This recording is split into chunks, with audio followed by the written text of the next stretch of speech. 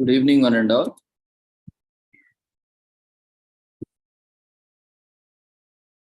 We welcome you all to the international seminar on agriculture, food processing, food loss and wastage, nutrition, poverty, peace, harmony, environment, health, well-being, and sustainable development. Commemorating Azadi Ka Amrit Mahotsav, nation celebrating 76 years of independence, India's G20 presidency, United Nations Sustainable Development Goals 2015 to 2030, as part of awareness and campaigns in collaboration with Sri Holistic Health Foundation India and Sri Research Institute Center for Art, Sciences and Wellbeing. Before we start our sessions, let's take the blessings of Almighty.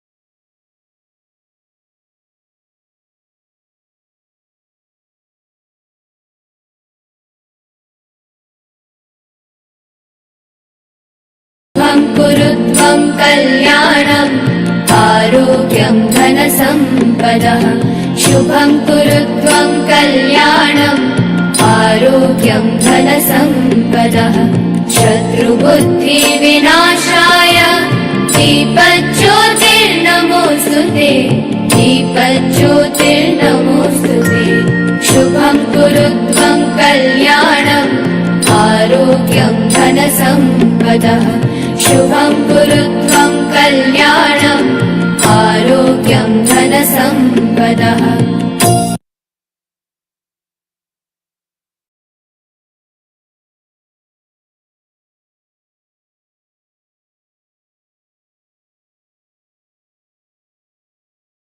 With the blessings of Almighty, we shall continue with today's sessions. Today, we are also commemorating International Day of Awareness on Food Loss and Waste Reduction.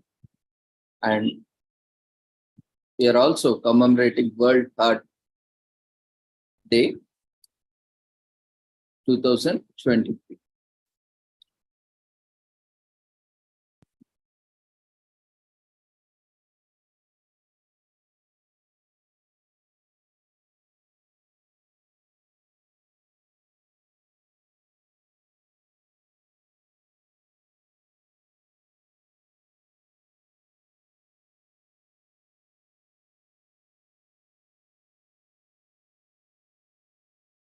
Today, as we are commemorating International Day of Awareness on Food Loss and Waste Reduction,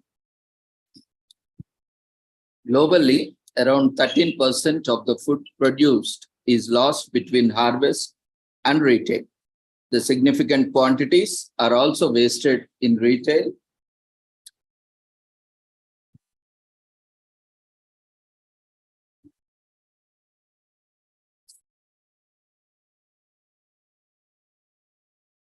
And at the consumption level, an estimated 17% of total global food production is wasted in households and in the food service and in retail altogether. Between 691 and 783 million people faced hunger in 2022. Food that is lost and wasted accounts for 38% of the total energy usage in the global food system. Reducing food loss and wastage, taking action to transform food systems. Reducing food losses and waste is essential in a world where the number of people affected by hunger has been slowly on the rise since 2014, and tons of edible food are lost and are wasted every day. Globally, around 13% of the food produced is lost between harvest and retail, while an estimated 17% of total global food production is wasted in households, to the food service and in retail altogether.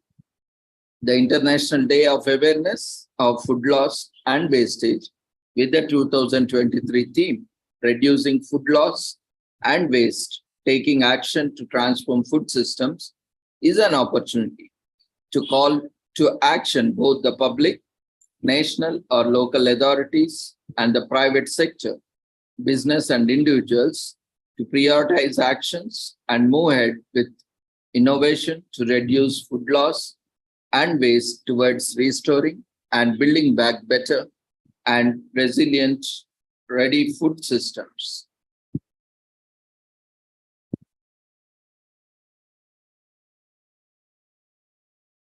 Today, let's learn about measures to solve food loss and wastage and spread message across.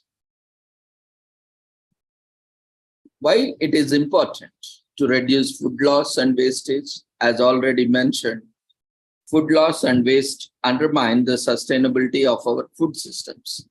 When food is lost or wasted, all the resources that were used to produce this food, including water, land, energy, labor, and capital, go to waste. In addition, the disposal of food loss and waste in landfills leads to greenhouse gas emissions, contributing to climate change.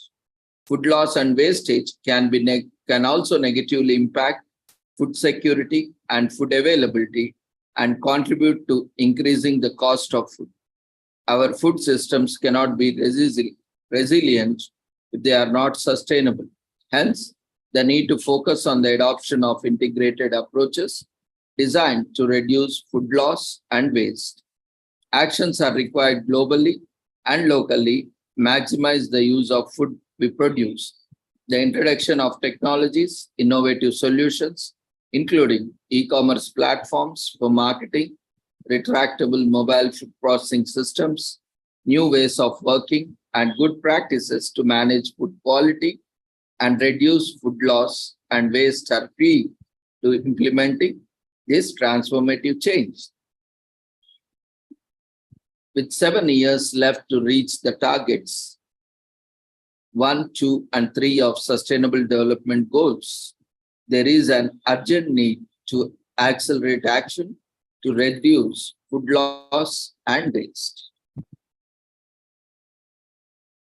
Habits can change. There are some easy things you can do to be a food hero and making not wasting food a way of life. FAA also offers new ideas to plan a sustainable next all day by avoiding overeating and food waste, as well as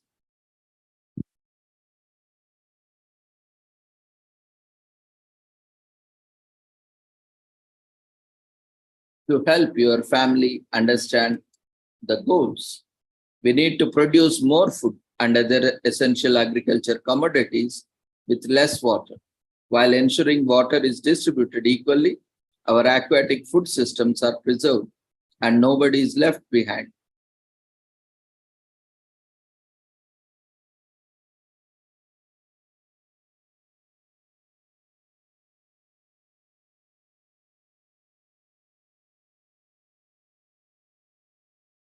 When reduction in food loss occurs close to the farm, they are most effective in addressing food security and alleviating stress on land and water.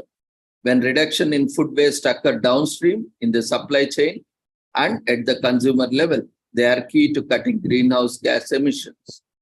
Packaging now contributes approximately 5.4% of global food system emissions, more than any other supply chain factor, including transportation.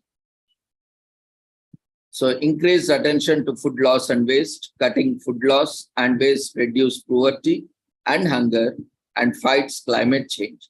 In terms of climate change, the damage will be reduced, taking into account that nowadays food loss and waste is responsible for about 7% of the global greenhouse gas emissions, and nearly 30% of the world's agricultural land is currently occupied to produce food that is ultimately never consumed, just to name a few examples.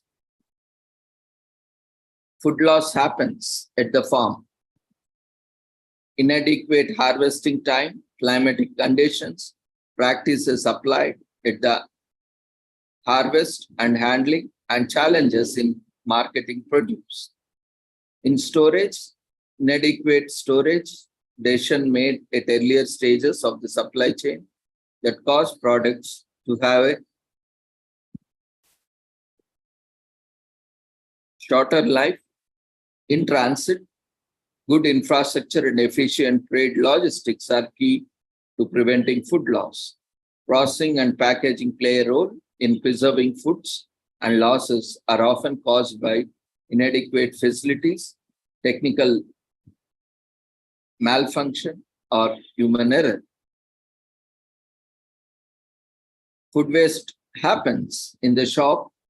The cause of the food waste at the retail level are linked to limited shelf life, the need for food products to meet the aesthetic standards in terms of color, shape, and size, and variability in demand. In the home, consumer waste is often caused by poor purchase and meal planning, excessive buying influenced over large proportioning and package sizes, confusion over labels, best before and use by, and poor in home storage.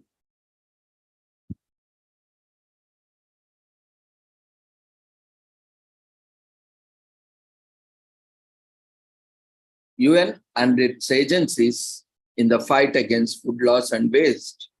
We need to be aware on the importance of the food loss and waste issue and promoting global efforts towards resolving it. That is why in 2019, the 74th United Nations General Assembly designated 29 September as the International Day of Awareness of Food Loss and Waste. Resolution 74 by 209, recognizing the fundamental role that sustainable food production plays in promoting food security and nutrition. Andorra and San Marino played a key role in proposing the International Day of Awareness of Food Loss and Waste. The day offers an opportunity to sharpen focus on the need to reduce food loss and waste and how doing so can contribute to the sustainable development. Considering the world's growing population, the United Nations see an urgent need in addressing larger quantities of food lost and wasted around the globe, stressing the risks implied for climate change, agriculture, sustainability, human livelihoods, and food supplies. Cutting back on food loss and wastage is also stated in the 2030 Agenda for Sustainable Development, and specifically Target 12.3, which calls for having the per capita global food waste at the retail and consumer levels, as well as reducing food losses along production and supply chains. FAO and UN Environment, leading agencies in facilitating the observations of the day, are currently underway to measure progress towards achieving our goals. FAO leads the efforts related to the food loss index and provides guidance for policy interventions, making a business and economic case with profit incentives to reduce food loss and waste, and then further expand the national to address concerns about food insecurity. Meanwhile, UN Environment, in change of the Food Waste Index, FWI, is committed to accelerating action through its Sustainable Food Systems program of activities, which aim to raise awareness as well as catalyze action at local, regional, and international levels.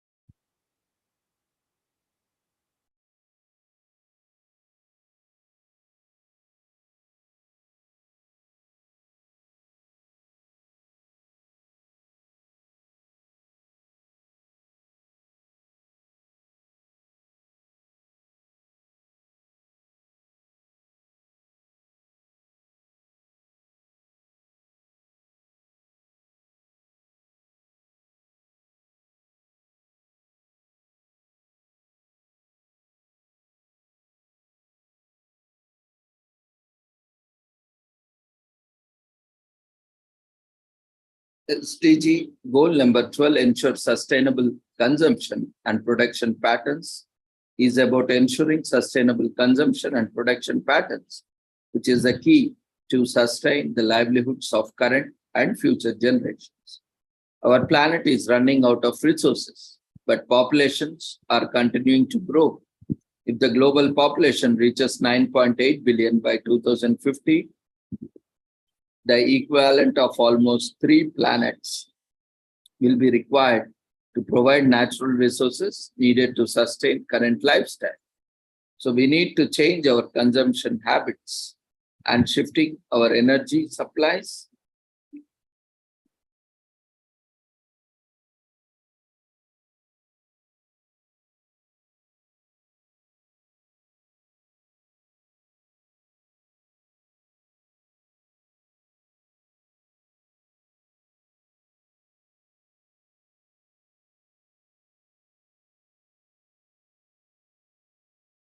We need to change our consumption habits and shifting our energy supplies to more sustainable ones.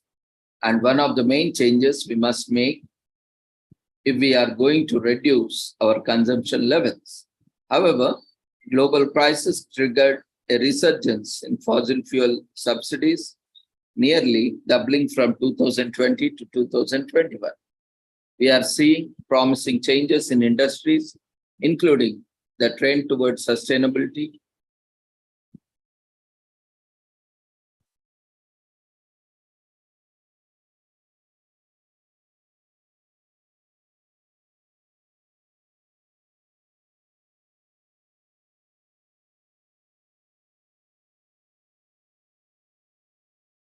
We are seeing promising changes in industries, including the trend towards sustainability reporting being on the rise, almost tripling the amount of published sustainability over just a few years, showing increased levels of commitment and awareness that sustainability should be at the core of business practices.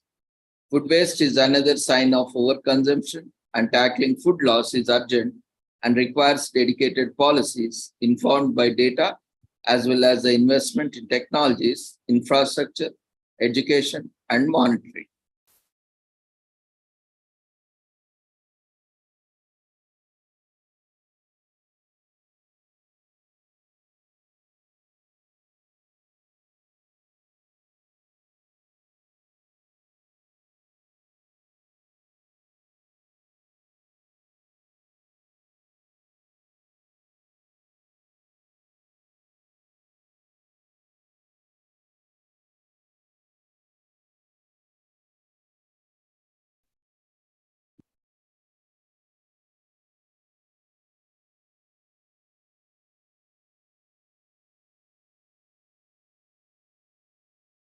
A staggering 931 million tons of food is wasted a year, despite a huge number of global population going hungry.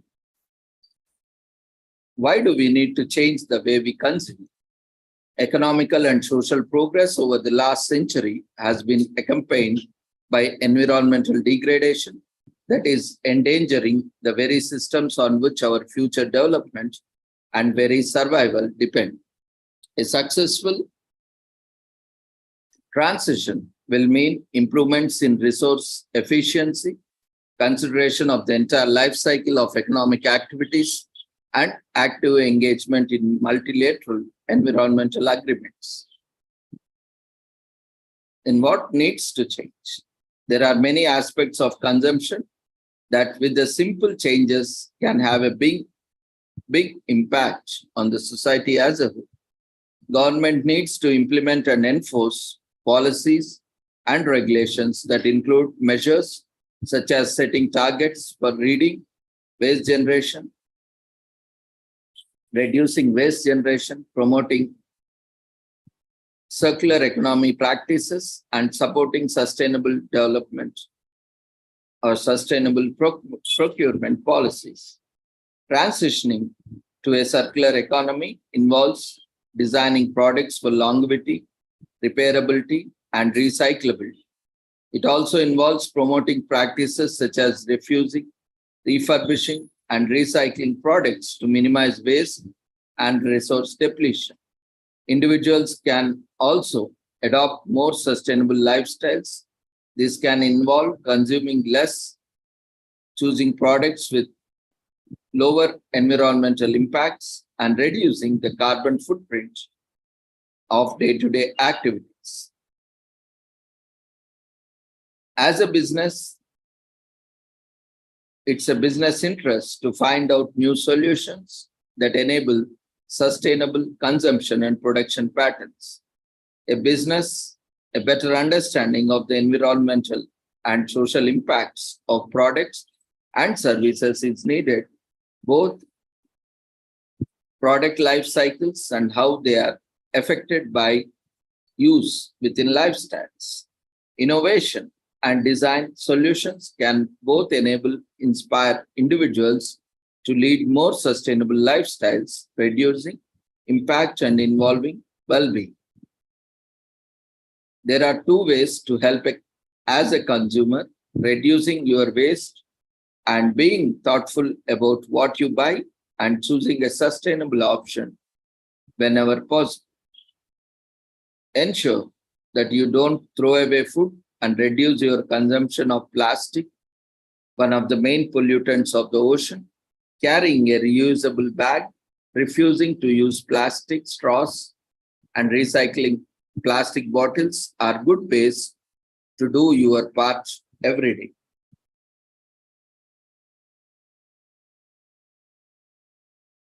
Making informed purchases also helps. By buying from sustainable and local sources, you can make a difference, as well as exercising pressure on businesses to adopt sustainable practices. The material footprint per capita in high-income countries is 10 times the level of low-income countries. The world is also seriously off track in its efforts to halve per capita food waste and losses by 2030. Global crisis triggered a resurgence in fossil fuel subsidies, nearly doubling from 2020 to 2021. Reporting has increased on corporate sustainability and on public procurement policies, but has fallen when it comes to sustainable consumption and monitoring sustainable tourism. Responsible consumption and production must be integral to economy from the pandemics and to the acceleration plans of the Sustainable Development Goals. It is crucial to implement policies that shift towards sustainable practices and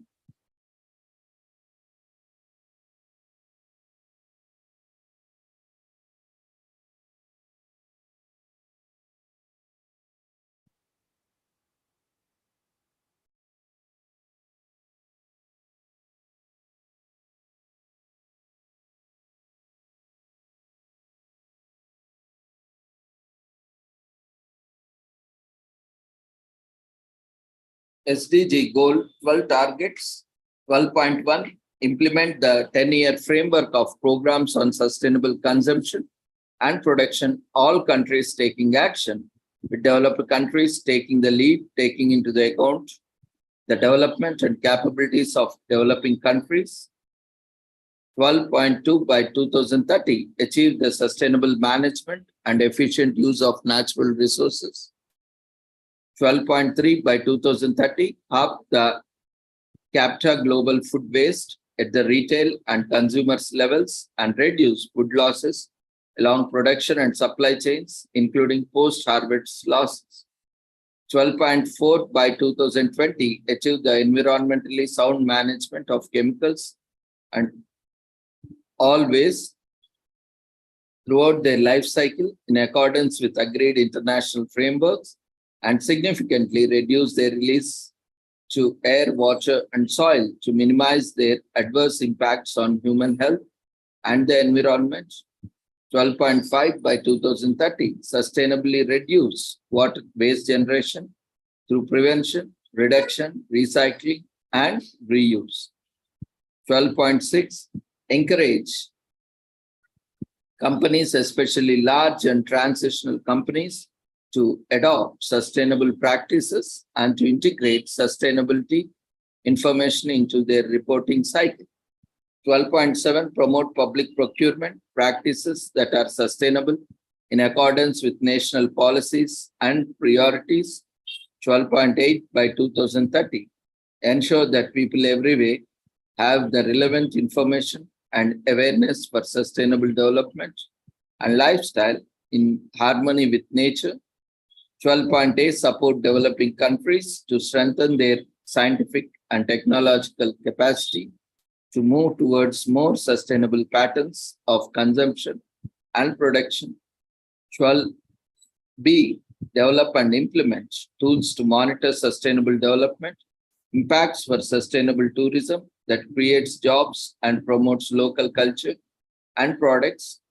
12c, rationalize inefficient fossil fuel subsidies that encourage wasteful consumption by removing market distortions in accordance with national circumstances, including by restructuring, taxation, and phasing out those harmful subsidies where they exist.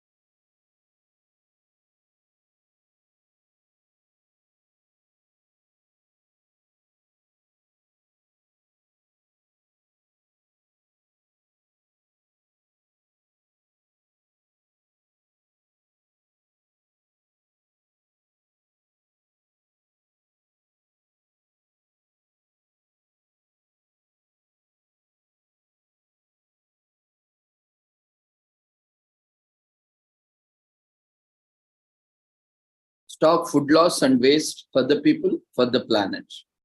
The International Day of Awareness of the Food Loss and Waste will make a clear call to action for public and private entities to take action to reduce food loss and waste towards transforming agri-food systems to contribute to the achievement of the 2000 Agenda.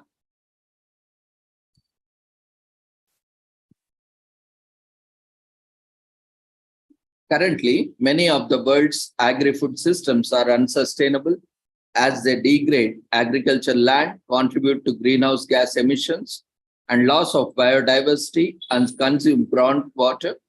Food systems are also vulnerable to external climate and other shocks, partly because of the impact on the environment. Reducing food loss and wastage can play a key role in transformation of the agri-food systems by increasing the availability of food, contributing to food security, healthy diets, and building resilience. Food loss and food waste reduction also serves as a key climate strategy by reducing greenhouse gas emissions. It can therefore help countries and business to raise climate ambition while conserving and protecting our ecosystems and natural resources upon which the future of food depends. The 2030 Agenda for Sustainable Development Specifically, SDG 12, Target 12.3 calls for halving per capita global food waste at the retail and consumer levels and reducing food losses along production and supply chains. Target 16 of the Kunming Montreal Global Biodiversity Framework, among the other issues, also calls for halving global food wastage by 2030. According to the pace of actions to reduce food loss and wastage towards meeting the Sustainable Development Goals 12.3 target and the target set by the GBF for food waste reduction is a dire necessity to positively impact the pace of agri-food system transformation with tangible benefits for people and the planet.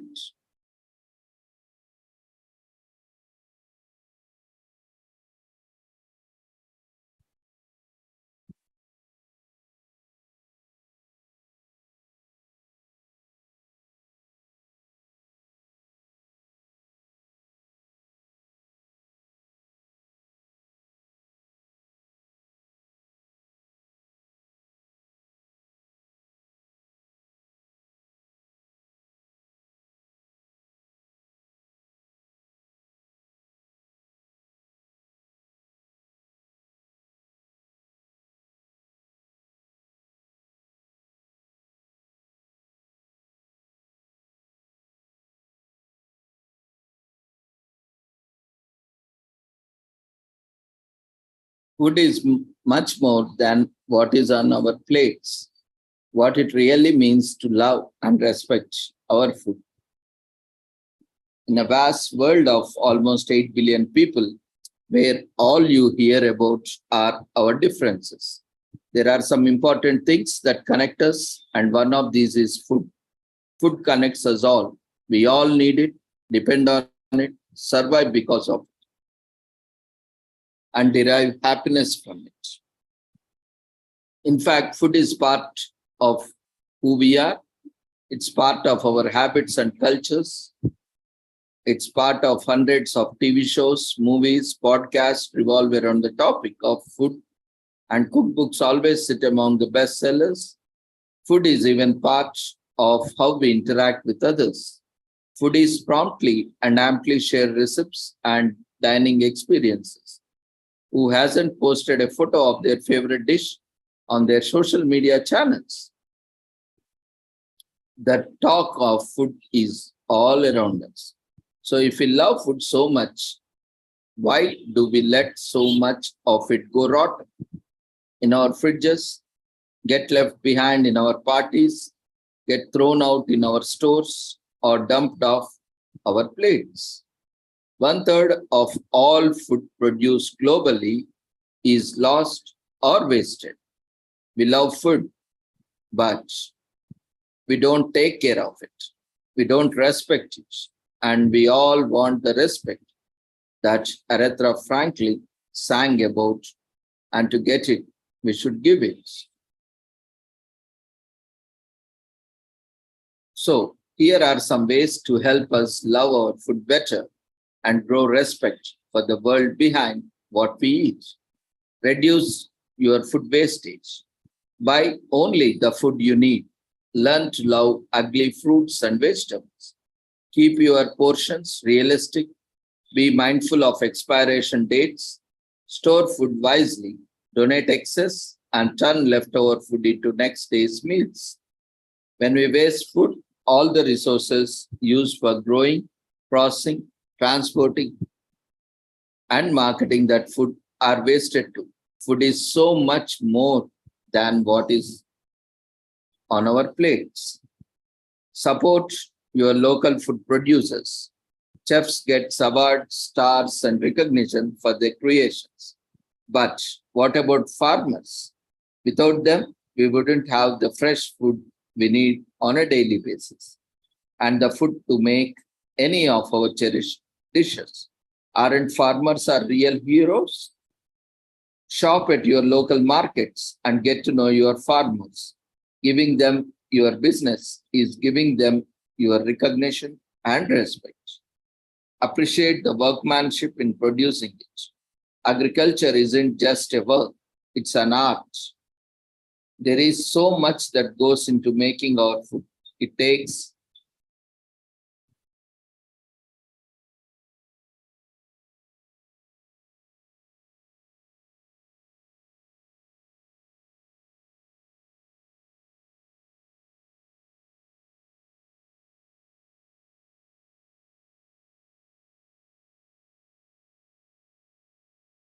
appreciate the workmanship in producing it. Agriculture isn't just work, it's an art. There is so much that goes in making our food. It takes seeds and soil, water and work, protection and patience. Do you know that it takes 50 liters of water to produce one orange? Our food choices affect the health of our planet and our future of food. When you eat, you are taking it in natural resources and the hard work of the farmers.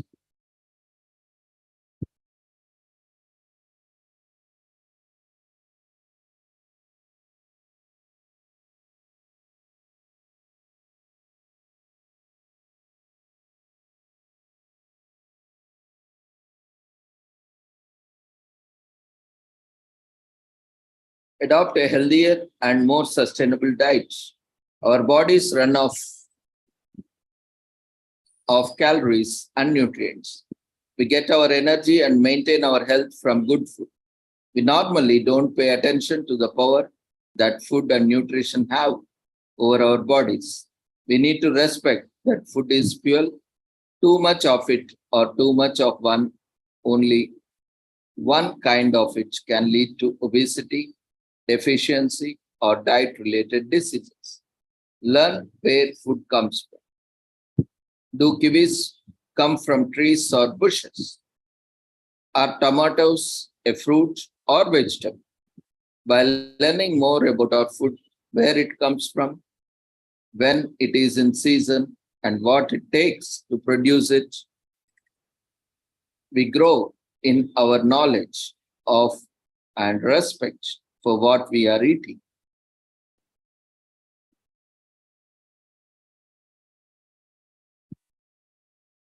Have a conversation by treating each meal with pride. We respect the farmers who produced it, the researchers that went into it, and the people who go without respect can be passed on.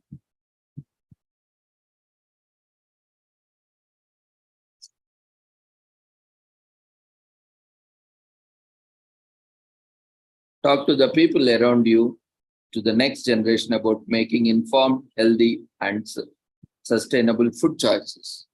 For many people on the planet, food is given in. It is there in a house or in a store if we need it, and we usually have the means to buy it. But for many more, food is scarce or elusive. For the millions of people who go hungry every year, food is not a guarantee. It's a daily challenge. Respecting food means appreciating the back story of food. When we know the full picture, it's easier to see what our food really stands for and how precious it really is.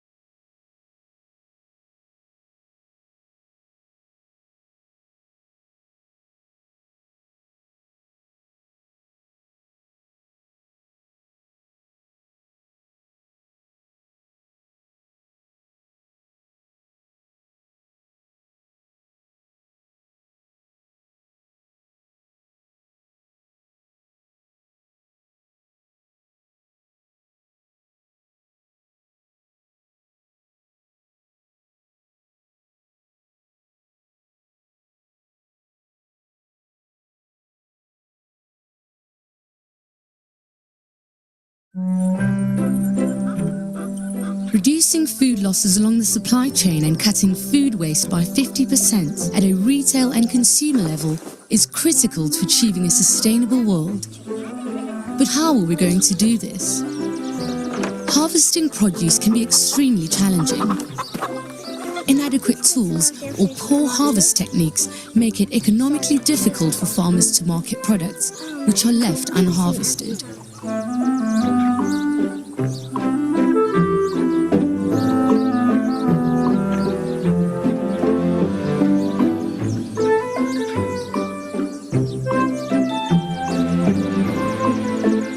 Poor handling, packaging and management along the supply chain can cause unnecessary waste.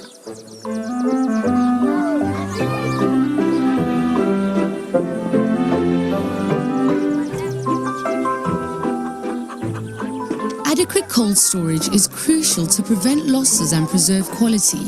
Storage is a challenge for many people who do not have access to hermetic bags and refrigeration.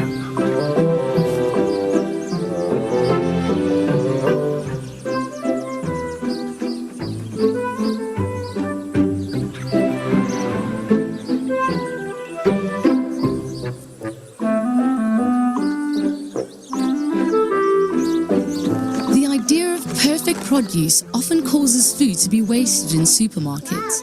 Providing variety and having shelves always stocked for customers is another challenge that retailers face.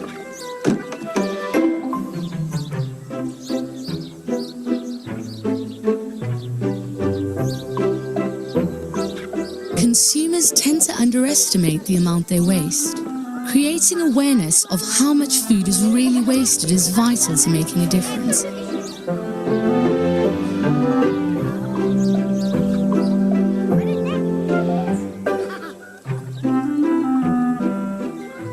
Reducing food loss and waste substantially at the global level will not be easy. When a little bit of food is lost and wasted at every stage, from farm to consumer, it all adds up. It will require better information, targeted investments and a change in our behavior. Whether you are a farmer, work in logistics, a retailer or a consumer, everyone has a role to play in rising to the challenge.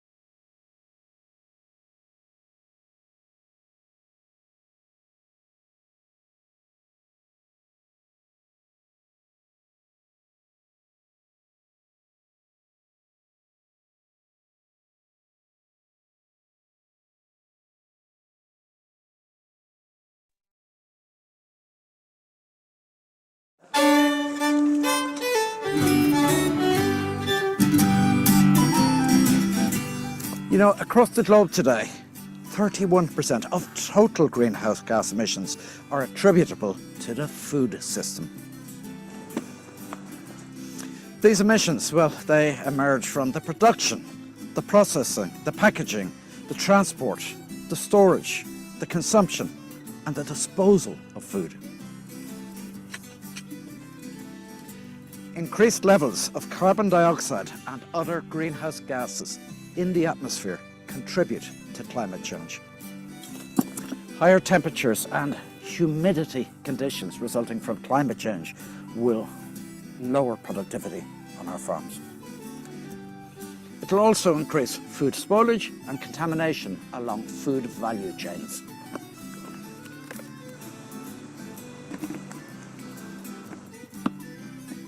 Climate change is already impacting food safety and food security. If we're to secure sufficient, safe and nutritious food for this generation and future generations, the time to act is now. So we must maximise the use of food produced and reduce food loss and food waste.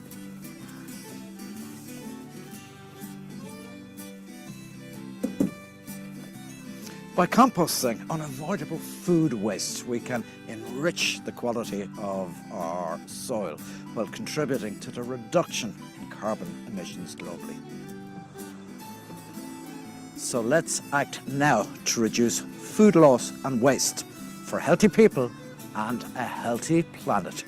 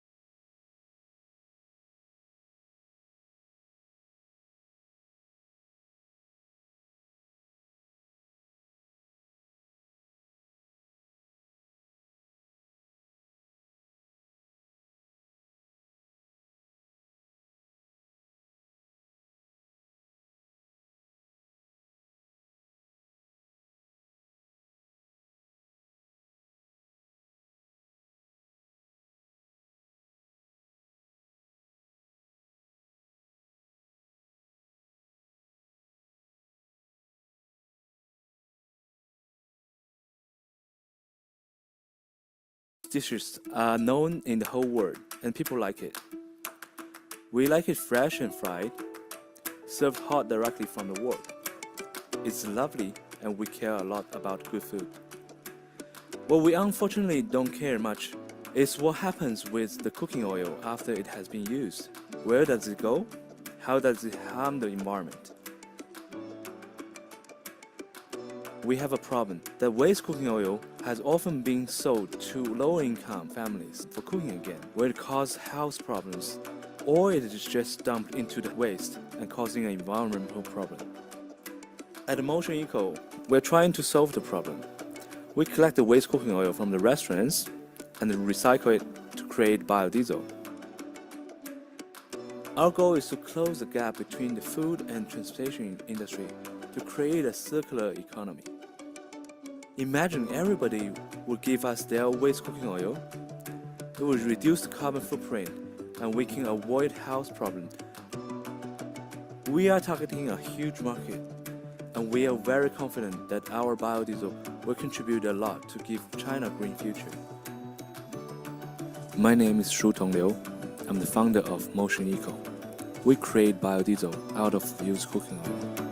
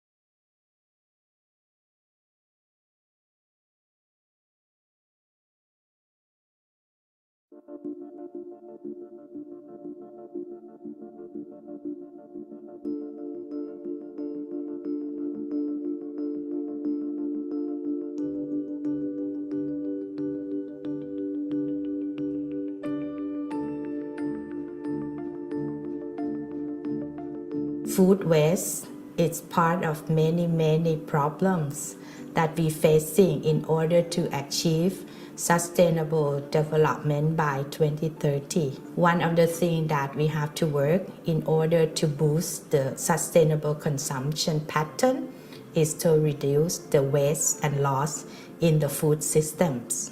Food waste occurs along the food supply chain since production and also processing until distribution and consumption.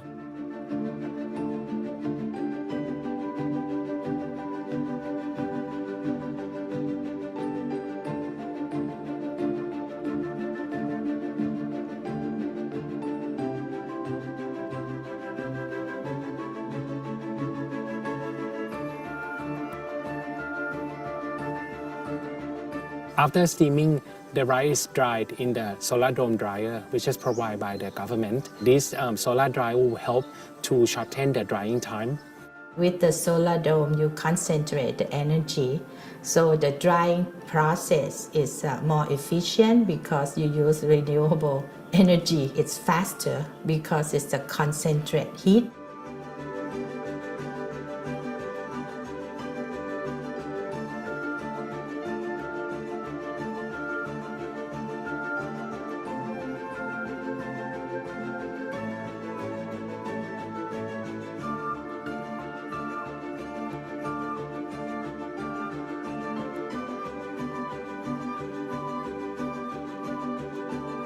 ข้าวหางงอกก็คือเป็นข้าวที่ผ่านกระบวนการหางโดยการนำข้าวเปลือกค่ะมาแช่เสร็จแล้วก็นำไปนึ่งทั้งเปลือกค่ะนึ่งแล้วก็เอามาผึ่งแดดพอผึ่งแดดแล้วก็เอาไปสีกระเทาะเปลือกโดยไม่ขัดขาวค่ะแล้วก็มาคัด During the soaking for germination process, the incomplete grain float up, so they have to be removed because those grains will not be germinated.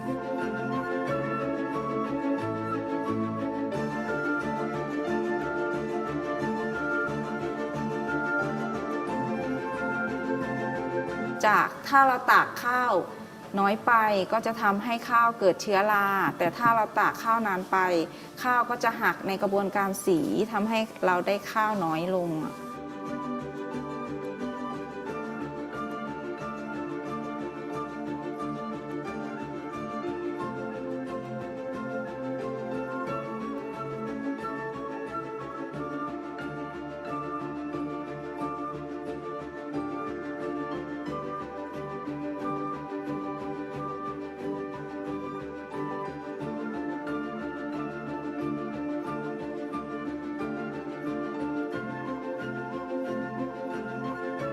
During the drying process, the moisture content of the dry grain is monitored by using the moisture meter. The moisture content has to be controlled and monitored in order to reduce the grain breakage in the milling process.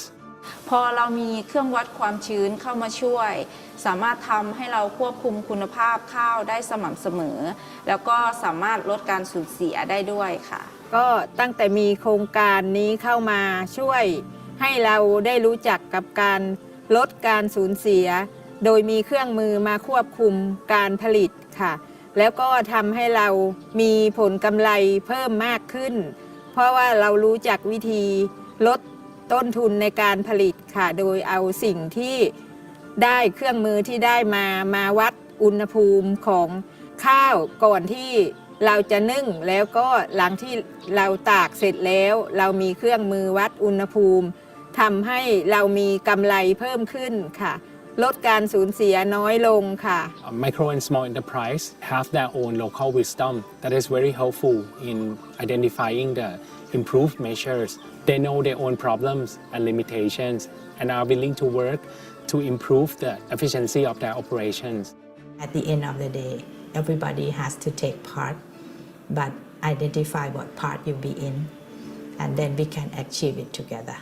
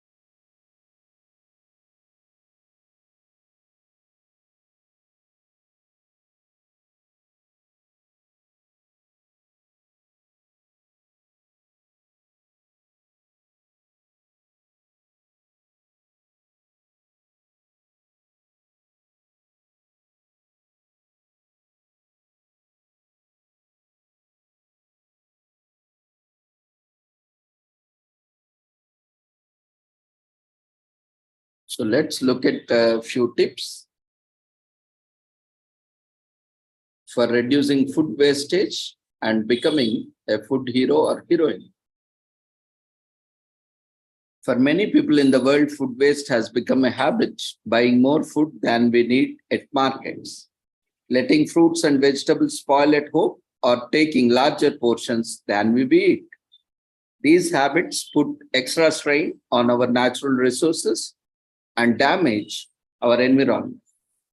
When we waste food, we waste the labor, effort, investment, and precious resources like water, seeds, feed, etc., and go on producing it, not to mention the resources that go into transporting, processing it. In short, wasting food increases greenhouse gas emissions and contributes to climate change. It's a big problem. In fact, worldwide, tons of edible food are lost or wasted every day. Between harvest and retail alone, around 14% of the food produced globally is lost. Huge quantities of food are also wasted in retail or at the consumer level. The part of the food that is lost from harvest up to but not including the retail level is called food loss. The part wasted at the consumer or retail level is referred to as food waste.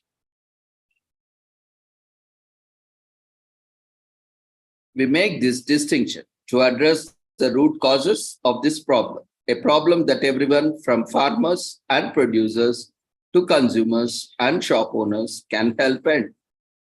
Reducing food loss and waste is essential in a world where millions of people go hungry every day. When we reduce waste, we respect the food is not given for the millions of people who go hungry every day. It's up to us to change our habits to make not wasting food in a way of life. So we can take some easy actions that can take to reconnect to food what it stands for.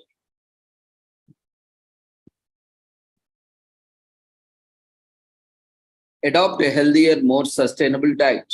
Life is fast-paced and preparing nutritious meals can be a challenge.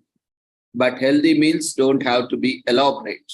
This internet is full of quick, healthy recipes that you can share with your family and friends. Buy only when you need. Plan your meals, make a shopping list and stick to it. And avoid impulse buys. Not only will you waste less food, you'll also save money. Pick ugly fruits and vegetables. Don't judge food by its appearance. Oddly shaped or bruised fruits and vegetables are often thrown away because they don't meet arbitrary cosmetic standards. Don't worry, they taste the same. Use mature fruit for smoothies, juices, and desserts. Store food wisely. Move older products to the front of your cupboard or fridge and the new ones to the back. Use airtight container to keep open food fresh in the fridge and ensure packets are closed to stop insects from getting in. Understanding food labeling. There is a big difference between best before and use by dates. Some food is still safe to eat after the best before date, whereas it's the use by date that tells that you when it is no longer safe to eat. Check food labels for unhealthy ingredients such as trans fats and preservatives and avoid foods with added sugar or salt. Take smaller proportions at home or share large dishes at restaurant. Start always small. Love your leftovers. If you don't everything you make, freeze it for later or use the leftovers as an ingredient in another meal. Also, share your leftovers and consume your meals in time, food in time, so that you can share with others who are waiting for their meal.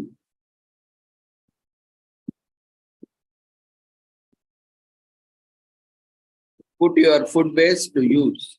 Instead of throwing away your food scraps, compose them if you have no way to share the food to someone who are in need.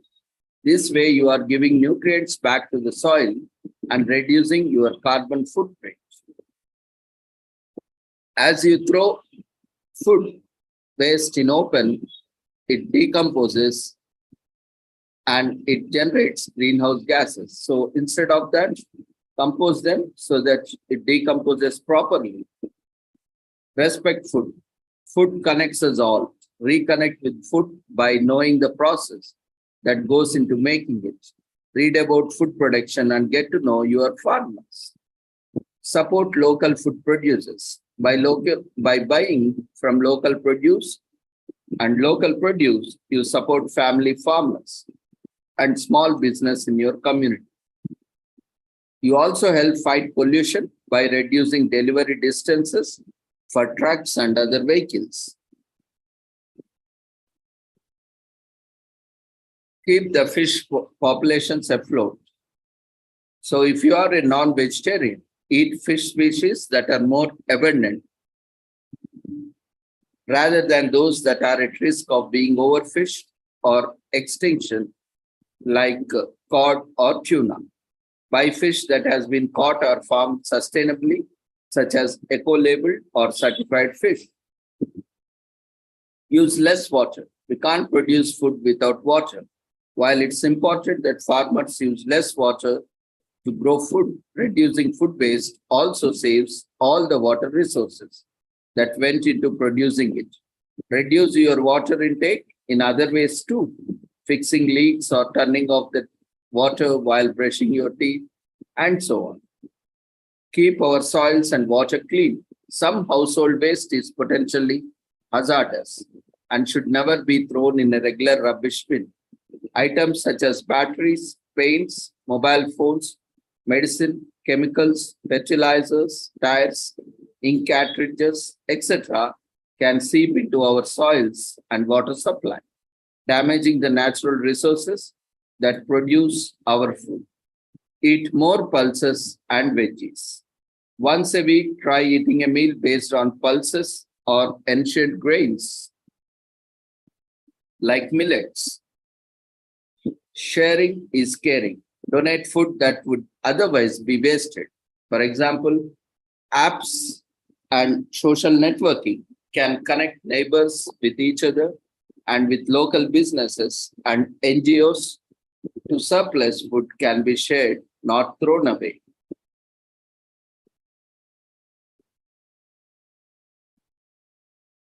On 29 September 2030, we celebrated the first observance of the International Day of Awareness of Food Loss and Waste.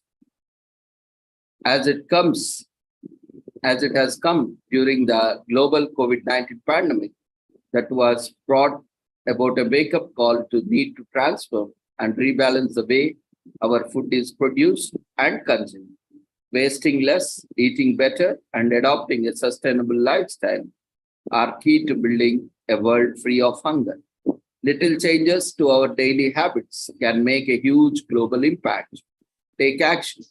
Stop food loss and waste for the people and for the planet.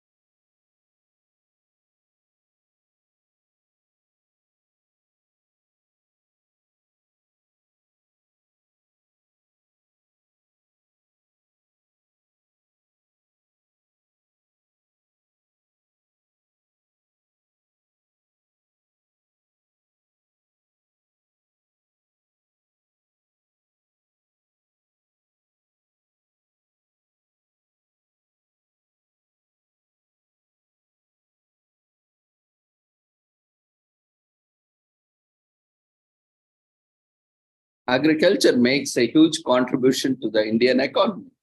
Basically, our nation is also agrarian society, and we still depend on agriculture for economy, food, and also various needs. Over the last decades, Government of India has taken several measures for the improvement. As it is the backbone of the Indian economy, the GDP contribution of agriculture was 19.9% in the year 2020-21. And India is the highest net capped country in the world. USA and China are the next. Till independence in India, only cash crops were produced, as we had an underdeveloped irrigation facility with no modern technology. Because of recurrent famines and droughts, India faced consistent food shortage post-independence. And because of the British policy that they exploited India in all the ways they can, leaving no turn. India has to import grains from United States and other countries from 1956 to 1966. And constant arm twisting by the US on food grain imports and drought conditions from 1965 to 1966 compelled the then ruling Prime Minister Lal Bahadur Shastri to make food self-sufficiency one of the India's top economic priorities. He gave the Jai Jawan, Jai Kisan slogan and launched the Green Revolution under Indian geneticist MS Swaminathan. It completely changed the face of Indian agriculture. So far, many revolutions have been introduced in the agriculture sector. Among them, green and white revolutions capsulated the growth. If you look at the various revolutions, it started with Black Revolution with petroleum, Blue Revolution for fish and related, Brown Revolution for leather, Golden Revolution for fruit and honey, Green Revolution for good food grains and food production, Grey Revolution for fertilizers, Pink Revolution for onions, Red Revolution for meat, Silver Revolution for egg and poultry industry, White Revolution, milk and dairy industry, Yellow Revolution for oil seeds, and Evergreen Revolution for overall development. And apart from that, there are also Round Revolution for potato in between 1965 and 2005, Green Revolution, as already mentioned, MS Swaminathan in between 1966 to 1967. Food grains, rice and wheat was major products as part of Green Revolution, Grey Revolution, wood production, fertilizers, and so on. Even for that, Swaminathan has taken a lead since 1960 to 1970. And for Pink Revolution, onion production in 1970, Durgesh Patel was the father of this revolution. And White Revolution or Operational Flood, milk production, Varghese Kurer in between 1970 to 1996. Blue Revolution, fish production, 1973 to 2002, Dr. Arun Krishnan. Red Revolution, meat or tomato production, 1980s by Vishal Tiwari. Yellow Revolution, oilseed production by Sam Pitroda, 1986 to 1990. Brown Revolution, leather as well as cocoa production, Hiralal Chaudhary. Golden Fiber Revolution, the jute production, 1990s.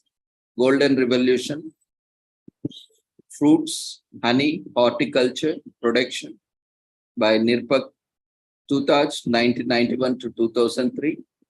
Silver Revolution, egg and poultry production and related in 2000s by Indira Gandhi. Silver Fiber Revolution, cotton 2000s. Protein Revolution, Agriculture, 2014 to 2020,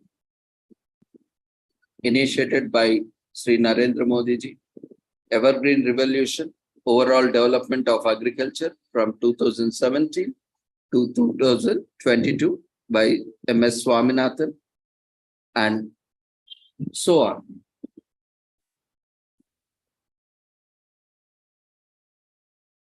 For the first time ever, high-yielding variety seeds were introduced in India in 1960. These seeds were drought and pest resistant as part of Green Revolution.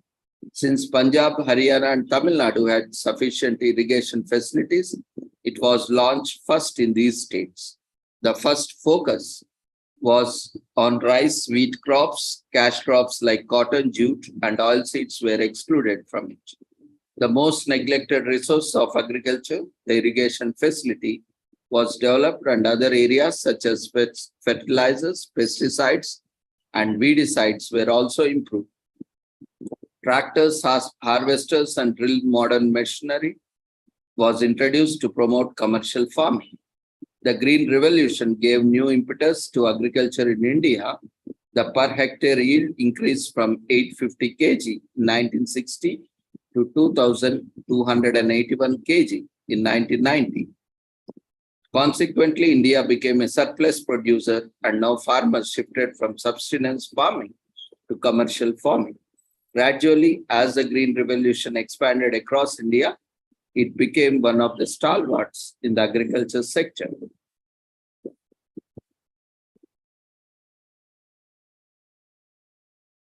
And similarly, we have various revolutions that has immensely contributed to the food production.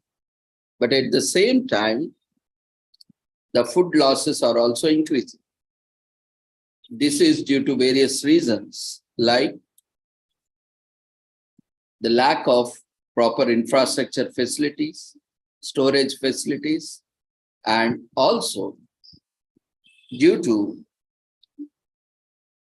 various issues and gaps within the supply chain from farm to the consumer.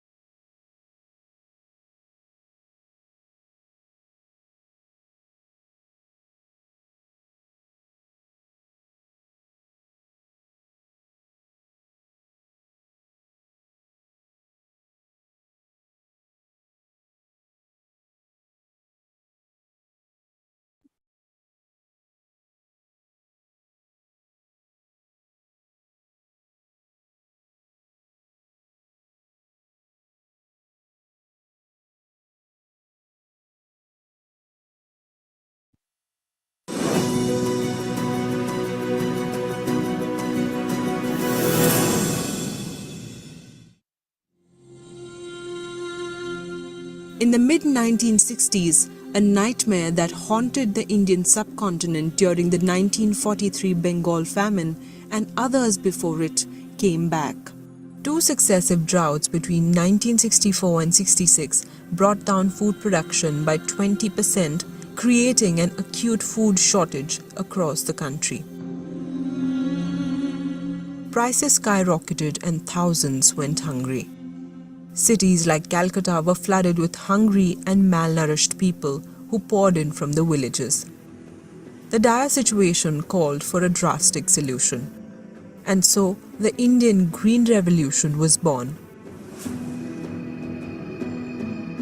Two Indians played a critical role in the advent and success of the Green Revolution. One was Chidambaram Subramaniam, Minister for Food and Agriculture in the Lal Bahadur Shastri government, and the other was agriculture scientist Dr. M.S. Swaminathan, who became the face of the Green Revolution.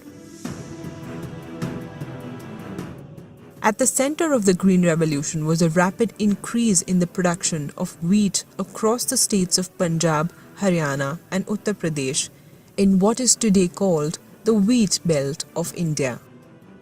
This was achieved through the use of special high-yielding variety or HYV seeds. When Shastri became Prime Minister in June 1964, India was sitting on a ticking time bomb. A study by the United Nations Food and Agriculture Organization back in 1961 had warned that by 1966, India's population growth would outstrip its rice and wheat production, resulting in famines.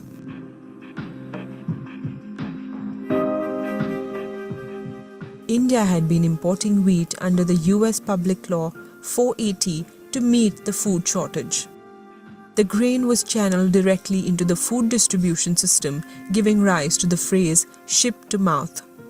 Beginning with 3.1 million tons in 1956, the PL 480 imports shot up to 10 million tons in 1966. But US President Lyndon Johnson was threatening to cut wheat supplies under PL 480.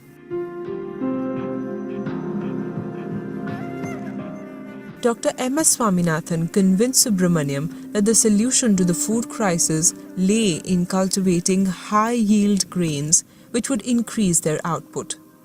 During the 1950s and early 1960s, the government's strategy was focused on expanding the area under cultivation, but the yield was abysmally low. Swaminathan had studied his issue deeply. He had been so deeply impacted by the terrible Bengal famine of 1943 that he had dropped out of medical school in Kerala to study agricultural science so that he could contribute to food security. For over a decade, Swaminathan had focused on developing genetically engineered seeds.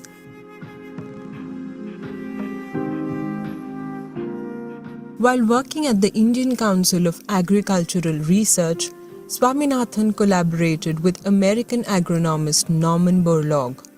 Borlaug, who won the Nobel Prize in 1970, had developed Mexican variety of hybrid seeds of wheat that dramatically increased output. Swaminathan realized that the Mexican variety of seeds suited Indian conditions.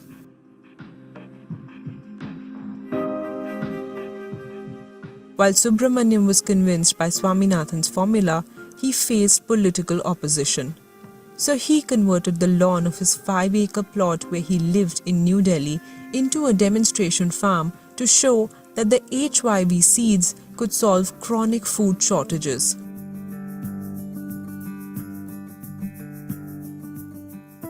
The government imported HYV seeds which were used on demonstration farms in wheat-growing areas of Punjab, Haryana and western Uttar Pradesh. These areas had large land holdings, better irrigation facilities, and farmers could afford costly hybrid seeds and fertilizers. They became the cradle for the Green Revolution.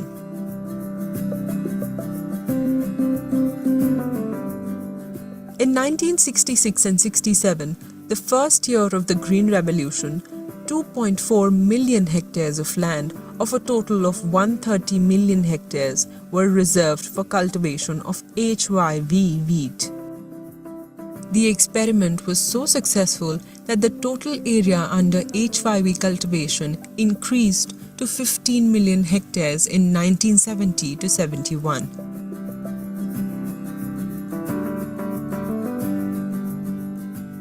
The total food grain production in 1971 was 108 million tons, an increase of over 40% from 1965 to 66.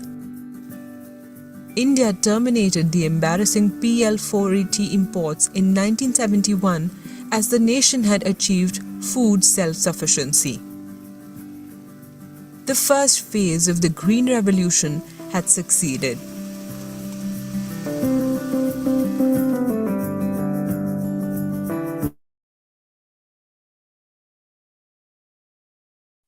On this occasion, we also pay tribute and homage to our scientist and the father of our Green Revolution, Sri M.S. Swaminathan.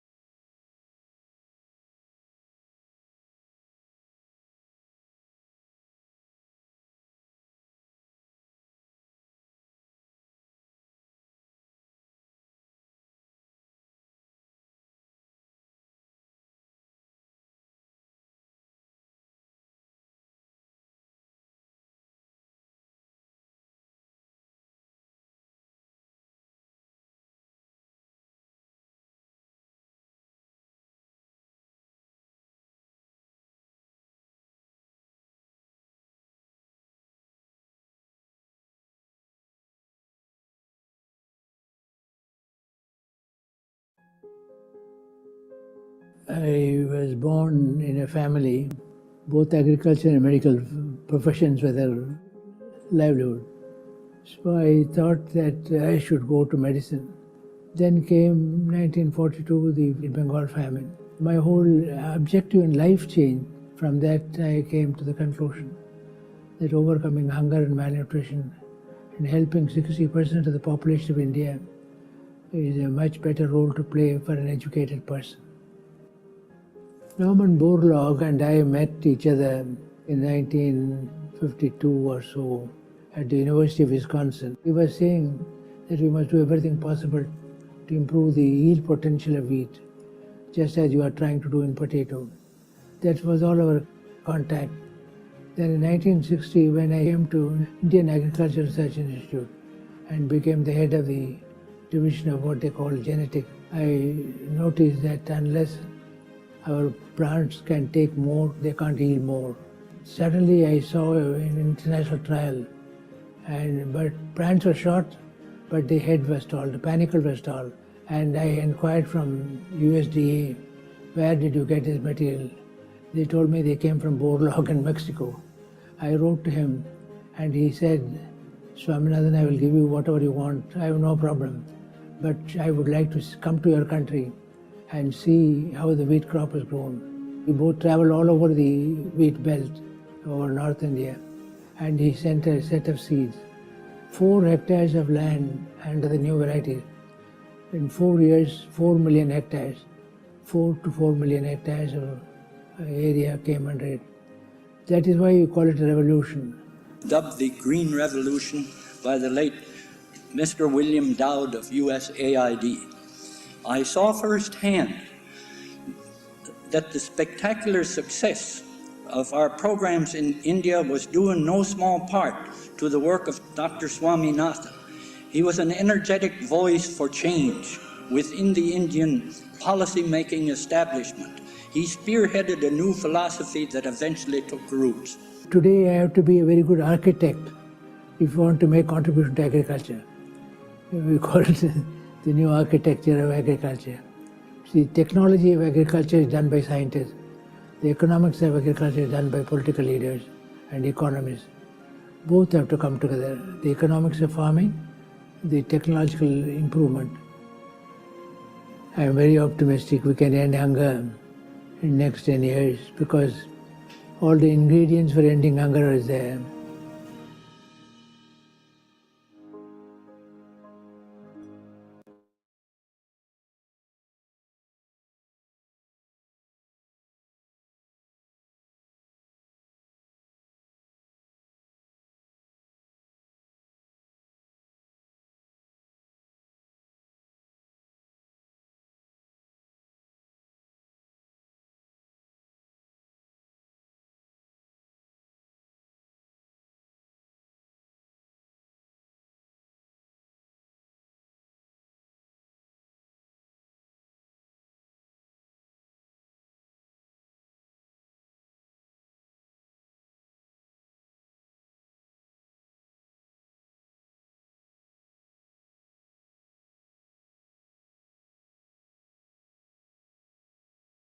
Today, we are also commemorating World Heart Day. Every year, over 17 million people die from heart disease. As a way to fight this, the World Federation created World Heart Day. It is an event held every year on September 20. People around the world can find events that raise awareness about cardiovascular disease, CVD in short, its warning signs, the steps you can take to fight it, and how to help those around who may be suffering. So on September 29th, the fight CVD by getting involved into a world with a World Heart Day event near you. All matters of the heart are observed on World Health Day on September 29th. World Heart Day is observed and celebrated annually on September 29th with the aim of increasing awareness of cardiovascular diseases and how to control them to negotiate their global impact. The international holiday was established by the World Heart Federation in collaboration with the World Health Organization. The president of the World Heart Federation from 1997 to 1999, Antony Bayes de Luna, had conceived this idea. The first celebration of the annual event took place on September 24, 2000, and until 2011, World Heart Day was observed on the last Sunday in September. Cardiovascular diseases, CVD, are the most common cause of death globally. An estimated 17 million people die from CVD every year. Coronary heart disease or strokes were the major causes of these deaths. A common misconception about CVD is that it impacts more people in developed countries who are more reliant on technology and lead sedentary lifestyles. But more than 80% of the deaths occur in middle-income and low-income countries. Fortunately, the main causes of cardiovascular diseases are modifiable factors, which include lack of exercises, smoking, drinking, and a poor diet. Economic systems of countries are majorly impacted by cardiovascular disease. The cost of treatment is high, and the failure to treat the diseases timelessly results in the loss of production and long absence from birth. More than 90 countries take part in this international observance every year. As a result, World Heart Day has proven to be an effective means for disseminating information about CVD, And the high level of involvement from governments and organizers is most important for developing countries which are heavily affected by these diseases. The World Health Federation creates a very important event, World Heart Day, in 2000. Over 200 children and adults are screened for rheumatic heart disease in Asmarat, a suburb of Cairo, Egypt, in November 2016. A Healthy Heart, Your Goal is the campaign designated to promote heart health and encourage people to lead an active lifestyle and take up sports to keep their hearts healthy in November 2016. The online test measures heart age, which shows how many years we can expect to live in a good health without a heart attack or stroke. Public Health England online app was launched in September 2017. Every year, the World Heart Federation sponsors the international event and declares a theme for the day. Distribution of information and discussions on cardiovascular diseases take place on this platform, such as forums, television talk shows, podcasts, posters, and many more. Walks, fundraisers, free health checkups, concerts, sporting events, and other activities are hosted to encourage people to be more active and aware of the health. Prior to holiday or this commemoration, scientific meetings and gatherings on cardiovascular research are hosted by medical societies. Going by the numbers, the number of times our heart beats in a day is 1,15,000 times. The number of gallons of blood pumped by heart every day is 2,000 gallons. The year in which the first open heart surgery occurred was in 1893. The age in years of an Egyptian mummy in which the earliest known case of heart disease was identified was 3,500 years. The fastest heartbeat per minute, that of the pygmy shrew, was 1,200. The weight of the human heart is around 1 pound. The number of miles our blood vessel system can extend to is 60,000 miles. The weight of a blue whale's heart is 1,500 pounds. The amount of blood pumped by our heart each minute is 1.5 gallons. So, the aim of World Heart Day is to inform people around the globe that heart disease are the world leading cause of death and highlight the actions that need to be taken for prevention and control.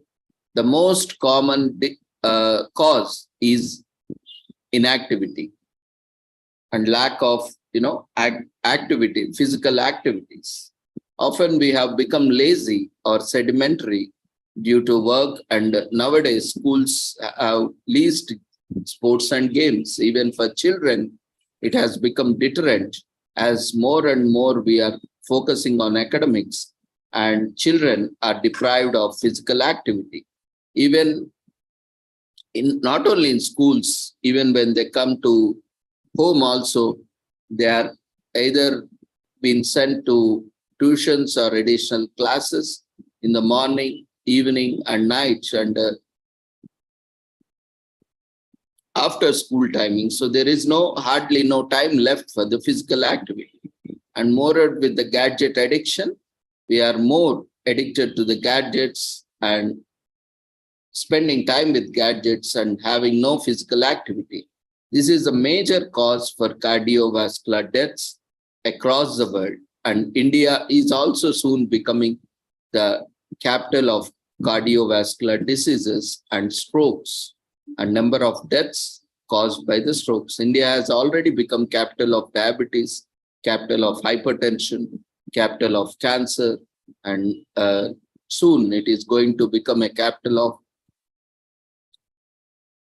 cardiovascular diseases also. Why this is happening? Because of our lifestyle habits, not eating healthy food, that is eating, consuming more of junk food and selective food, fast food, and all this, and not engaging in physical activities, and consuming more liquor, consuming more meat, and smoking.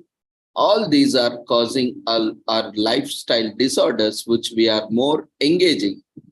Unfortunately, in the influence of media and other things, we are inviting.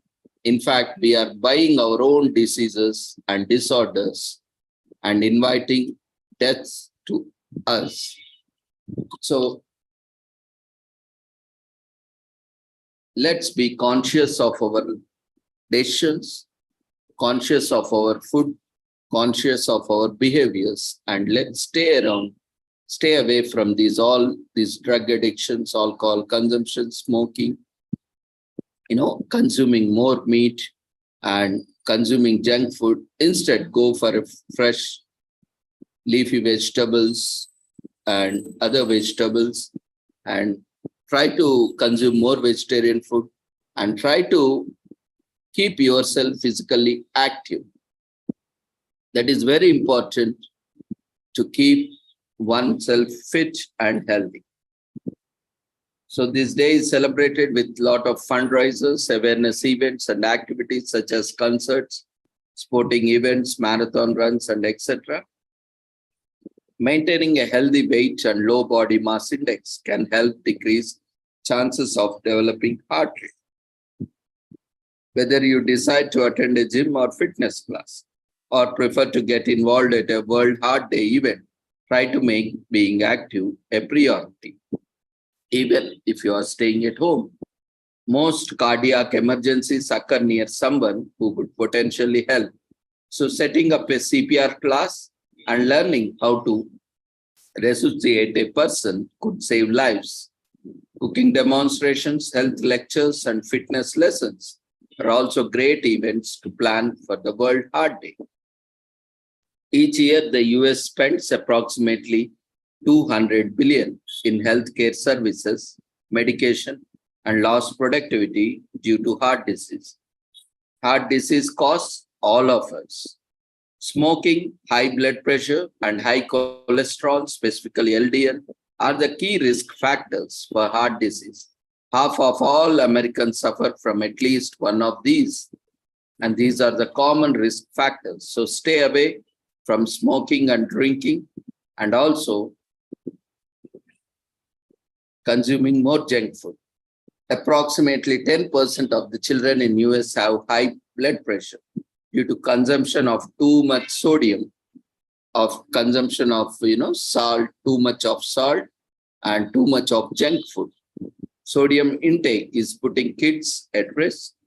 Approximately 47% of cardiac-related diseases take place outside a hospital, demonstrating that people don't take early warning signs seriously enough.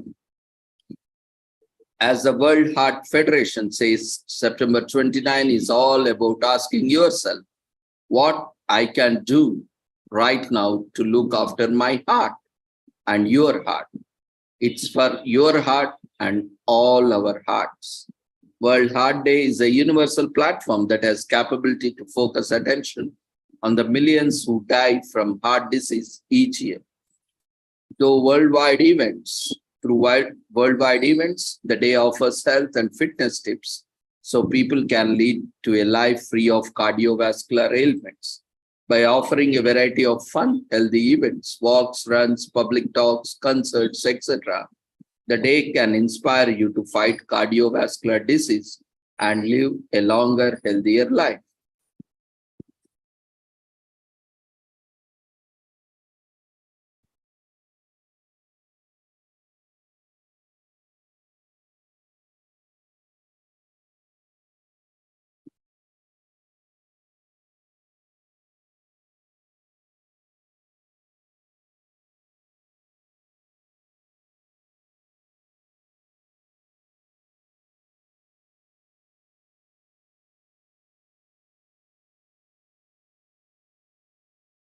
A leader and convener in global cardiovascular health, The World Heart Federation champions heart health and acts to reduce global burden of the heart disease and stroke, which together claim 20.4 million lives every year.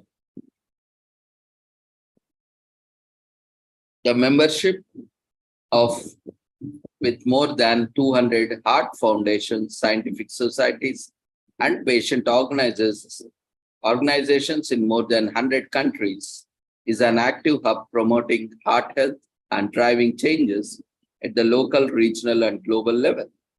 As the principal representative body of the global cardiovascular community, World Heart Federation brings together the diverse network of multi-sectorial actors to share knowledge, guide policy, and give people the tools they need to live longer, healthier lives.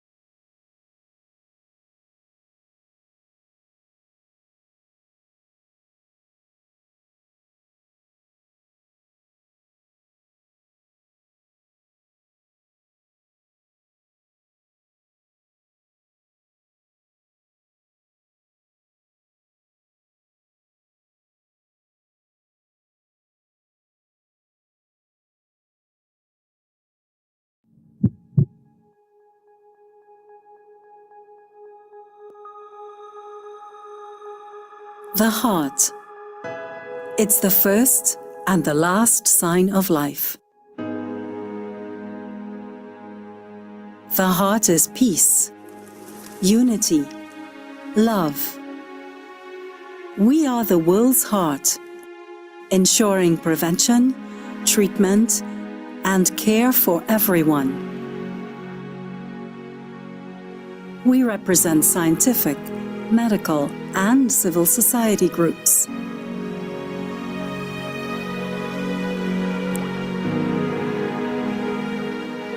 We connect members, businesses, and health advocates. We promote equal access to care and treatment, as well as prevention. Together, we can achieve cardiovascular health for everyone. Join the world's heart.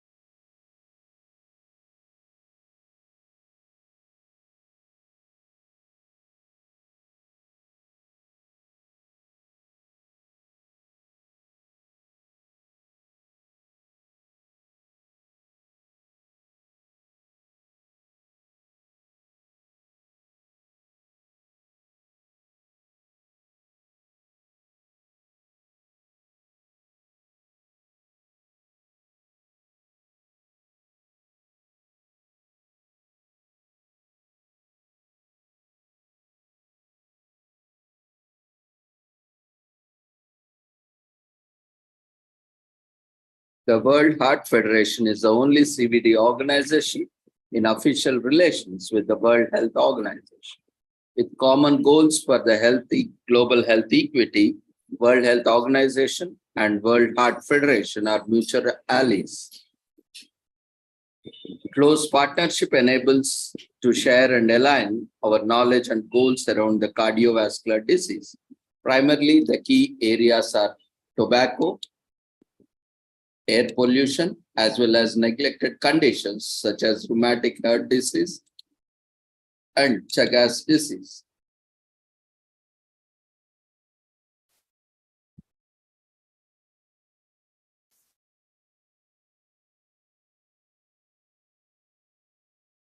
World Heart Federation has official relations status as accorded by the Executive Board of World Health Organization to those non-state actors that meet their rigorous criteria for formal engagement. Actors in official relations with World Health Organizations are granted additional privileges and access such as ability to make statements during the World Health Assembly debates and participate in high-level meetings.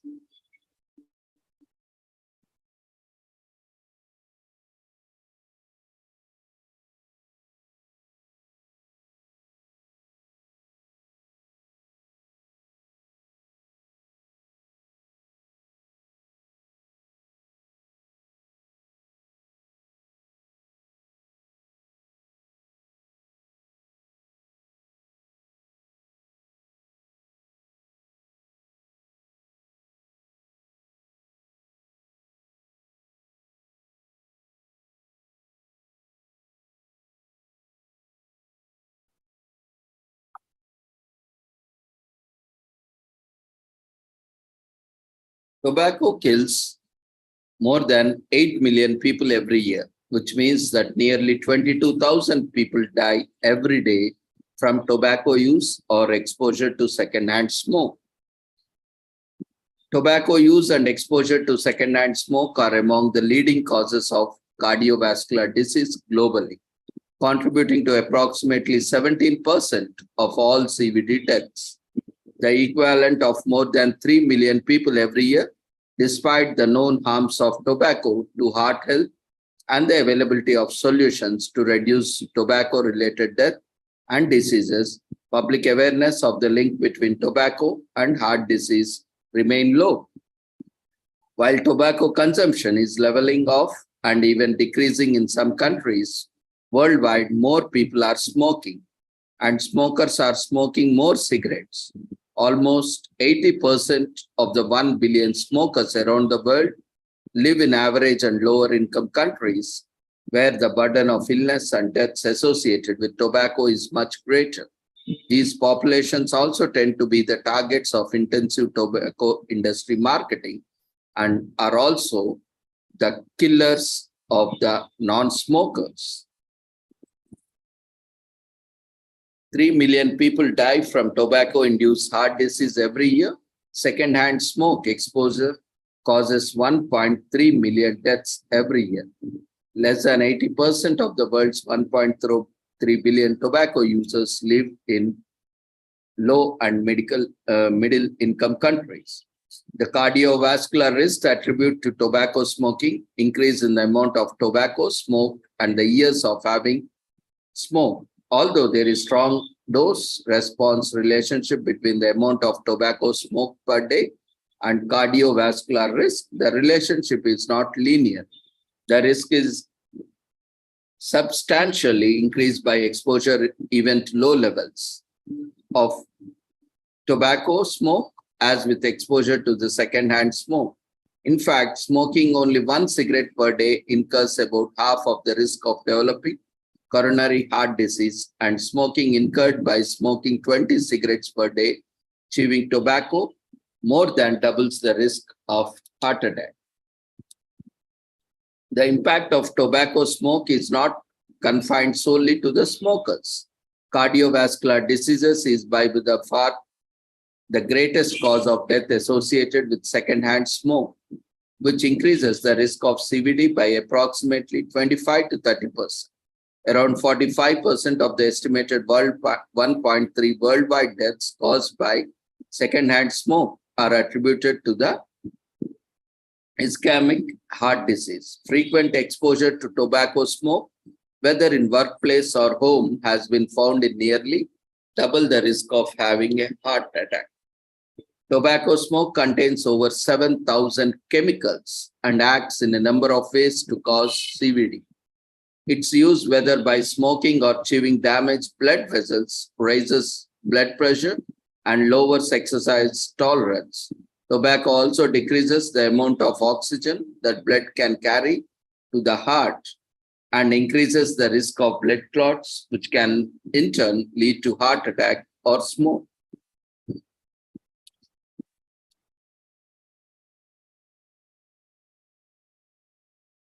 Just a few cigarettes a day, occasional smoking, and exposure to secondhand smoke can all increase the risk of heart disease. But if tobacco users take immediate action and quit, the risk of heart disease will decrease by 50% after just 1 year of not smoking.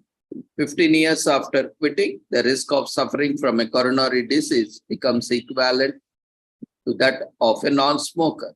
Within 20 minutes of quitting smoking, blood pressure and pulse returns to normal and circulation improves. Within 8 hours, blood oxygen levels increase and chances of heart attack start to fade. Within 24 hours, carbon monoxide is eliminated from the body and the lungs start to clear out mucus and debris. Within 72 hours, the lungs can hold more air and breathing becomes easier. Within 5 years, the risk of a heart attack fails to about half of that of a smoker. Within 10 years, the risk of lung cancer fails to around half of a smoker. Within 15 years, the risk of CVD becomes nearly the same as someone who have never smoked. Quitting when older is still worthwhile among smokers who quit at age 66 years. Men gained up to 2 years of life and women gained up to 3.7 years of life.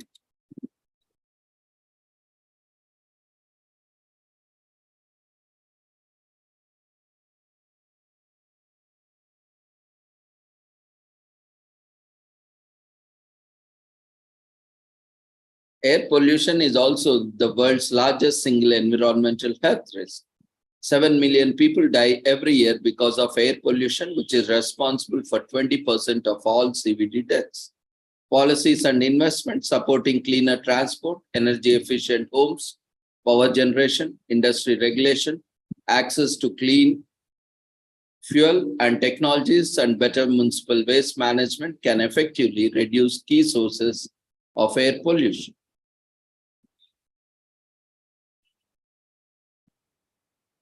Air pollution is a key risk factor for cardiovascular disease and a major contributor to the global burden of disease. In 2019, an estimated 6.7 million deaths, or 12% of all deaths worldwide, were attributable to outdoor or household air pollution. As many as half of these were due to cardiovascular disease.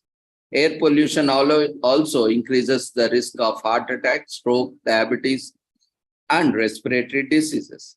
Even before the COVID-19 pandemic, air pollution was an issue of growing concern due to its impact on people's health.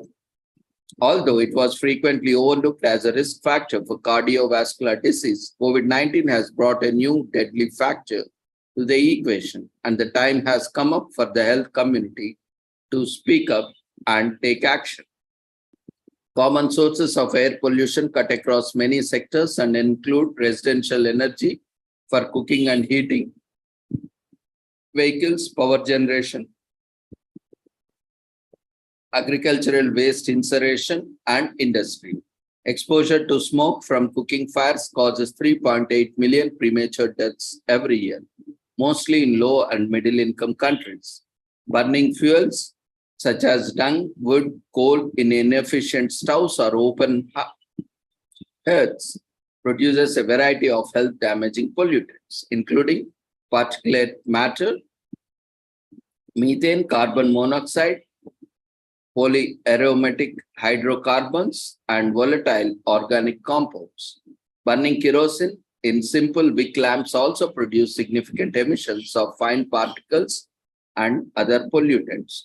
Air pollution is a complex and dynamic mixture of numerous compounds in gaseous and particle form, originating from diverse sources subject to atmospheric transformation and varying over space and time. Three common air pollutants, particulate matter, ozone, and nitrogen dioxide, are the focus of most monitoring programs, communication efforts, health impact assessments, and regulatory efforts. Evidence impacts on cardiovascular disease is most consistent for particulate matter, which is responsible for the vast majority of the disease burden via its impacts on ischemic heart disease and stroke, as well as lung cancer, COPD, lower respiratory infections, type 2 diabetes, pregnancy outcomes, and related infant mortality. Ozone is mainly associated with exacerbation of respiratory disease, with COPD incidence and mortality with the metabolic effects. NO2 is often used as an indicator of traffic-related air pollution. Chronic exposure to NO2 is associated with incident childhood asthma, while short-term variability is associated with exacerbation of asthma and increased daily mortality counts. Air pollution increases the risk of CVD largely through the particulate matter. 2.5 are the tiny particles with various composition of noxious substance that cross the alveolar barrier and either destroy endothelial cells directly or act through endocrine disruption, causing either acute coronary syndrome or coronary artery disease, and their risk factors such as hypertension, obesity, and diabetes.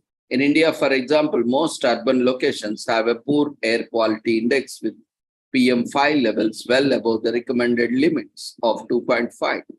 The highest ambient air pollution levels in the Eastern Mediterranean region and in the Southeast Asia, with annual mean levels often exceeding more than 5 times the limits recommended by World Health Organization, followed by low and middle income cities in Africa and the Western Pacific. Reportedly, 60% of the Indian cities have particulate matter PM 2.5 levels above the national ambient air quality standards.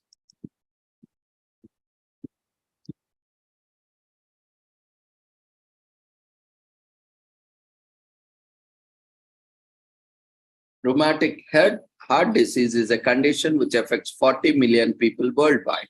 Every year, it claims more than 3 lakh lives, accounting it nearly 2% of all deaths from cardiovascular disease, the #1 cause of death globally. RHD mostly commonly occurs in childhood and can lead to death or lifelong disability. Rheumatic heart disease is a life-threatening heart condition which results from damage to heart valves caused by one or several episodes of rheumatic fever, an autoimmune inflammatory reaction to infection with streptococcal bacteria, septococcal pharyngitis, or strep throat. The bacterium Streptococcus pyogenes group A Streptococcus can pass easily from person to person in the same way as other upper respiratory tract infections. These infections are most common in childhood. In some cases, repeated strep infections can lead to rheumatic fever, which occurs when the immune system reacts against the tissues of the body, including inflaming and scarring the heart valves. Rheumatic heart disease is caused by the damage to the heart valves and heart muscle from the inflammation and scarring caused by rheumatic fever.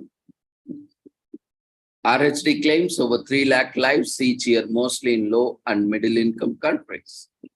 Rheumatic heart disease is a preventable yet serious public health problem in the low and middle income countries and in marginalized communities in high income countries, including indigenous populations. It is also a disease of poverty. Highly prevalent in Europe after World War II, rheumatic heart disease now affects mostly low and middle income countries, especially in sub-Saharan Africa, the Middle East, Southeast Asia, and the Western Pacific. More than 3 lakh people die every year from RHD, and a further 40 million people live with disease, mostly children and adolescents in low and middle income countries, especially where poverty is widespread and access to health services is limited. Socioeconomic and environmental factors such as poor housing, undernutrition, overcrowding, and poverty are well-known contributors to the burden of rheumatic fever and rheumatic heart disease. The economic cost to countries with a persistently high incidence of rheumatic heart disease is significant because its most devastating effects are on children and young adults in their most productive years. Rheumatic heart disease disproportionately affects girls and women whose risk of developing rheumatic heart disease is 2 times higher than in men and boys. Rheumatic heart disease is leading cause of maternal cardiac complications in pregnancy. Pregnant women with rheumatic heart diseases are at risk of adverse outcomes, including heart arrhythmias and heart failure due to increased blood volume, putting more pressure on the heart valves. It is not uncommon for women to be aware that they have rheumatic heart disease until pregnancy. There is no cure for rheumatic heart disease, and the damage to the heart valves are permanent. Patients with severe rheumatic heart disease will often require surgery to replace or repair the damages, valves. Depending on the severity of disease, medication may also be needed to treat symptoms of heart failure or heart rhythm abnormalities. Medications which thin the blood to reduce the risk of blood clots may be needed, so thinners might be used. In case of serious disease, surgery may be required to repair or replace the heart valves. There are 3 levels of prevention. Effective early intervention can prevent premature mortality from rheumatic heart disease. Reducing the risk factors for rheumatic fever, primordial prevention, primary prevention of rheumatic fever and rheumatic heart disease, and secondary prevention, prophylaxis of rheumatic fever and rheumatic heart disease. Primordial prevention aims to avoid episodes of strep throat by tackling poverty, improving living and housing standards, and increasing access to healthcare. Primary prevention of rheumatic fever can be achieved through the effective treatment of strep throat with appropriate antibiotics like penicillin. Secondary prophylaxis. Once a patient has been identified as having heart rheumatic fever, it is important to prevent additional streptococcal infections, as this could cause a further episode of rheumatic fever and additional damage to heart valves. The strategy to prevent additional streptococcal infection is to treat a patient with antibiotics over a long period of time. The antibiotic treatment that is most effective in preventing further infection is benzathine penicillin G, which is given by the intramuscular injection every 3 to 4 weeks over many years. For countries where rheumatic heart disease is endemic, the main strategies for prevention, control, and elimination include improving standards of living, expanding access to appropriate care, ensuring a consistent supply of quality assured antibiotics for primary and secondary prevention, planning, development, and implementing feasible programs for prevention and control of rheumatic heart disease, adequate monitoring, and surveillance. Chagas disease, also known as American trypanosomiasis, is a neglected tropical disease caused by a group of parasites called Trypanosoma cruzi. First discovered more than 100 years ago, the disease continues to affect more than 7 million people worldwide and is one of the most prevalent health problems in Latin America. If left untreated, Chagas can cause irreversible damage to the heart, and other vital organs. The most common way people are infected with chagas is through body sucking triatomine bugs, also known as kissing bugs. These bugs typically live in a wall or roof cracks of poorly constructed homes made of materials such as mud, straw, and palm thatch. They come out at night to feed on people's blood while they are sleeping and defecate close to the bite. Their feces contain the parasite which can enter the person's body when they inadvertently smear the bug's waste into the bite or another skin break, the eyes, or the mouth. The parasite can also be transmitted from mother to child during pregnancy or childbirth through contaminated food and beverages, blood transfusions, organ transplants, or laboratory accidents. Around 12,000 people die every year due to complications from Chagas disease, with 1 in 10 being diagnosed. Of these, only a small percentage receive treatment. With an estimated 75 million individuals at risk of infection, Chagas remains a profound public health issue with significant social and economic burden in Latin America and beyond.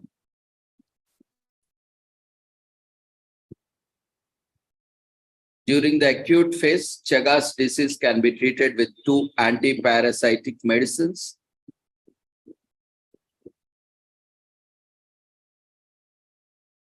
Benzimidazole and nifurtimox. Both medicines are nearly 100% effective in curing the disease if given soon after infection. Including the cases of congenital transmission, the efficacy both diminishes. However, the longer a person has infected and the risk of adverse reactions increases with age. During the late chronic phase, when cardiac or digestive manifestations may occur, additional lifelong medical treatment and surgery are usually indicated. Benzimidazole and nifurtimox should not be given or should not be taken by pregnant women or people with kidney or liver failure. Nifurtimox is also contraindicated for people with a background of neurological or psychiatric disorders.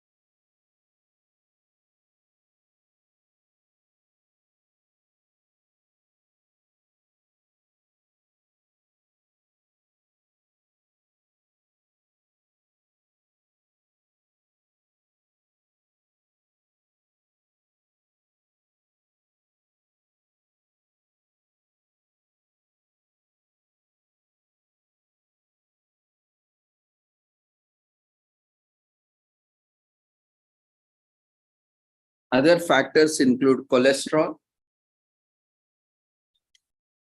High cholesterol causes 4.5 million deaths every year. It is a major risk factor for heart disease and stroke in both high and low income countries. A healthy diet, regular exercise, and medication can help reduce high cholesterol.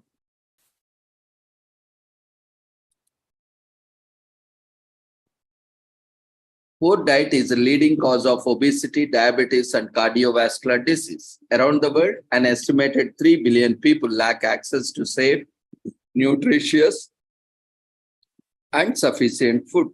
In last 50 years, the increased availability of processed foods and rapid urbanization and changing lifestyles have led to an unhealthy shift in dietary patterns, which is also a cause for cardiovascular disease. Heart failure is the world's leading cause of hospitalization, affecting more than 64 million people worldwide. It occurs when the heart stops pumping blood as well as it should be. There is no cure for heart failure, but with the right treatment, a patient can still lead an enjoyable, meaningful, and productive life. Hypertension is the #1 risk factor for death globally, affecting more than 1 billion people.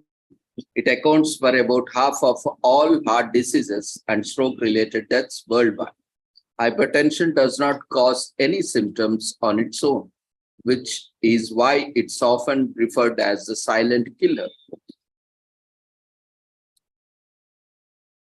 Diabetes affects 537 million people worldwide, or 1 in 10 adults. By 2045, the total number of people living with diabetes is predicted to rise to more than 780 million people. People with diabetes are 2 or 3 times more likely to develop a cardiovascular disease. Obesity is a medical condition defined as abnormal or excessive accumulation of body fat that can put a person's health at risk. Global estimates suggest that almost 2.3 billion children and adults are living with overweight and obesity. If current trends continue, 2.7 billion adults could be living with overweight or obesity by 2025. The prevalence of obesity across the world continues to rise, and this is now recognized as one of the most important public health problems facing the world today. So despite being largely preventable, cardiovascular diseases causes more than 20.5 million deaths every year. An estimated 80% of the cardiovascular diseases, including heart disease and stroke, is preventable. The main elements of CVD prevention are healthy diet, physical activity, avoiding tobacco and alcohol, and knowing your numbers.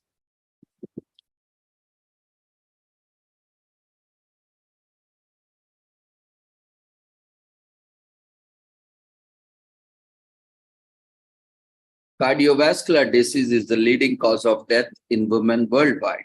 Women with CVD continue to be underdiagnosed and undertreated due to misconceptions and lack of awareness among both patients and doctors. Young women are more likely to die following a heart attack than young men.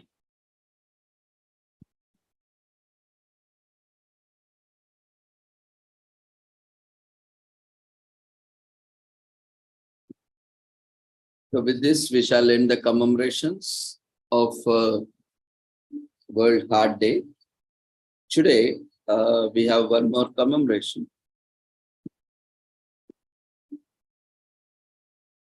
Which is very specific to India, known as Pitrupaksha, and is also very much practiced across the world. Even in US also, it is practiced as Ancestral Remembrance Day, and various other names. It is practiced across the India, but the concept remains same. Hindus are bound to their dharma or religion to pray the souls of their ancestors. It is a debt they must pay to stay happy, prosperous, to keep their progeny. And during Pitru Paksha or Shraddha, a 16 lunar day period in a Hindu calendar, which starts on this year on September 29. From today, starting from Paurnami, people offer prayers, food, water to their ancestors.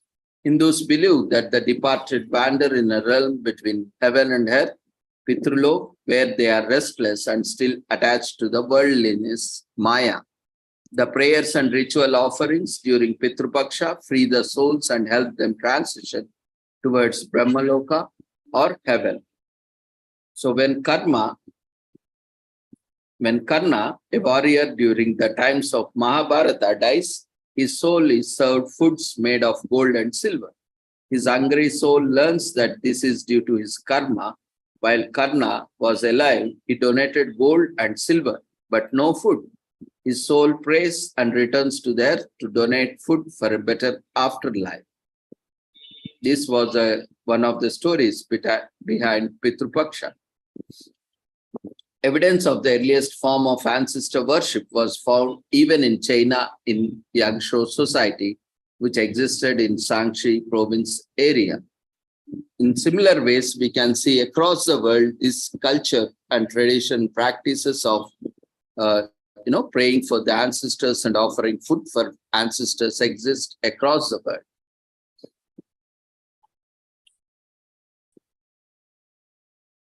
Gai Jatra, the Nepalese festival that commemorates the death of the people during the year, was started by King Pratap Malla to show his grieving wife that she alone had not lost a son. And in Nepal, since 1624, Herbert Spencer, the English philosopher scientist, wrote in the Principles of Sociology that ancestor worship was root of every religion. It is signified by a scholar in 1877. UNESCO inscribes the Day of the Dead since 2008. Like Pitru Paksha, on the Day of the Dead, people pray for their ancestors. In 2008, this tradition was inscribed in the representative list of the intangible cultural heritage of humanity by UNESCO. So this we have seen, we can see that this 16 days period is very much crucial for everyone on the planet to pay respects to our ancestors who have deceased. So remember your ancestors with your rituals. Of course, those who can afford, those who can perform, you can consult a priest or a family elder or learn the special rituals. Even nowadays, if nothing is accessible, you can even learn from the internet.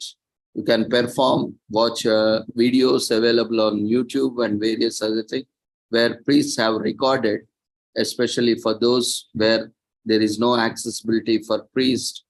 Even we can order all the materials that are required for the rituals online, which will be delivered at your doorstep. So based on the theory, starting from Purnima today, every, a person, based on the person on which the person has died. So yearly, this annual Tithi, annual Pitru Paksha, is generally prayers are offered on the same Tithi of the person's death. Generally, we do not follow, Hindus do not follow the English calendar because it changes every year almost. So to be precise, we follow Nakshatra for birthday and we follow Tithi for the death ceremony. So as per the Tithi, we offer prayers to our ancestor once in a year. Of course, there is also other practice who want to pay respects and prayers on Amavasya, and also every month also few people offer prayers on Masikam, which they perform monthly, on a monthly basis. And even some has a ritual on fortnightly basis, but due to, people more engaged in employments and due to various other factors, though people are not practicing, but still the practice continues. Based on your feasibility, you can choose. At least if you are not able to give fortnightly, monthly, you can dedicate one day, make yourself free and offer prayers for your ancestors. So this is a time from today onwards. So whoever has died on Paurnami Tithi, today you can offer your prayers. Similarly, Padyami tomorrow, and so on for the next 15 days. And you can consult a priest or a family elder who can, from whom you can learn the special rituals. Food offered consists of rice, black sesame seeds, and barley flour balls, or you can use any rice flour or whichever flour you have. Mostly rice flour is used along with water. It is a simple materials required, even you can perform at home. Rice flour, black sesame seeds is enough, and water. These three materials are the minimum required materials you can offer at your home itself. And if you can afford, you can add fruits, and based on that, you can add some vegetables. Of course, you can do a lot more, but the minimum requirements are these three ingredients. It's believed that during Pitru Paksha, feeding and caring for anyone in need generates good karma, and that helps bring peace to the departed. So that's a great way to do your part. There might be some people who don't remember when their ancestors have died, or it might be some cases. So don't worry about that.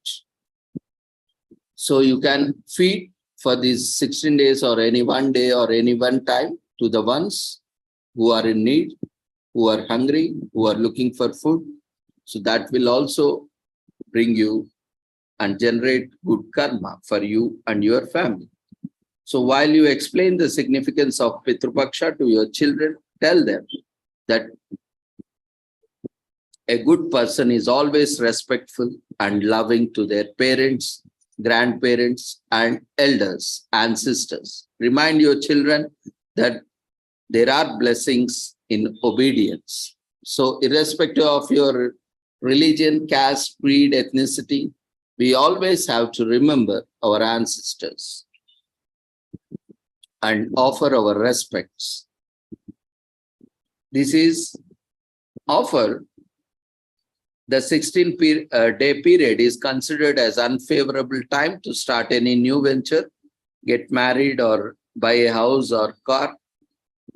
Generally, because it is not that it has to be understood in a proper context. Like, it is not bad to do anything good, but at the same time, this period is exclusively dedicated to this ritual, so that we are not busy with other rituals. Generally, we have a lot of procrastination, saying that we are busy in that and this, and so that we forget things and we do not concentrate on this. So that's why this period is technically, strategically, scientifically kept aside, so that we focus on our ancestors who have deceased, because maybe every family has different members, those who have deceased on different tidis. Maybe this 16 tidis, if you are paying respects, it includes all the days. So no one will be missed. So that is a reason and logic behind.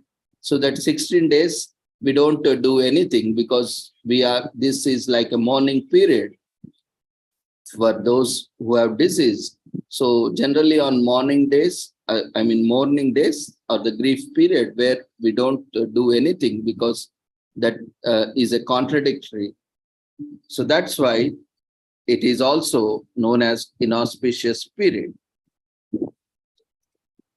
So offer as a way to receive those who don't offer food and water to their ancestors during Pitru Paksha will receive none in their afterlife. So it's always better you offer. At least if you don't have practice, now start from this year or from this day. If you don't know, you can offer on any day, or if you know the Tithi, or you can just look out the Hindu calendar, or if you know the date, you can always look up to Hindu calendar and it will give you the Tithi on which your loved one or your ancestors or elders have deceased. So based on that, you can start offering prayers from this year. So Pitru Paksha is also the time of a Hindu can wash off the sins. It's not just Hindu. Generally, everyone across the world performs in a different name, in a different thing.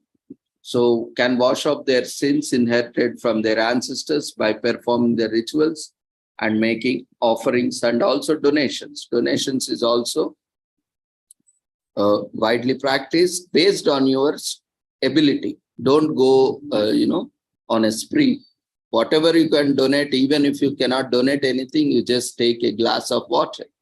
And you can donate a glass of water, a bowl of rice, a fistful of rice, or anything that you can donate. Donation is not always, anything that is fixed. Donation is always which you can offer without, constraining yourself. And feeding cows is a good omen. A crow eating the offerings is considered a good sign because crows are believed to be representatives of the god of death, Yama, and also representatives of our ancestors. So that's why we, when we make these rice balls, that is Pinda Pradhana, we offer it to the crow. So the crow comes and eats. So that is a good omen that our ancestors has accepted our respects and consumed the food which we have offered. Of course, there are a lot of things that can be mentioned, but due to paucity of time, we will take up in the coming days, as the 16 days are there, we can discuss this topic in detail. So traditionally, Pitru Paksha was performed only by men, particularly sons, but times have changed, and also in families where there are no sons, daughter can perform the rituals instead.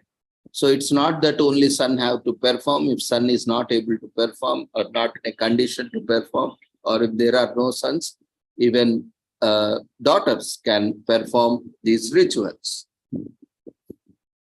So Hindus believe it grants peace to their ancestors according to the holy writings of the Gita and Vedas. Offerings made to the departed during Pitru Paksha bring peace to their souls and helps them reach their divine destination. Death is not the end. It reaffirms the Hindu faith in afterlife, so it merely punctuates the cycle of birth and death. At Pitru Paksha marks the end of one's physical body.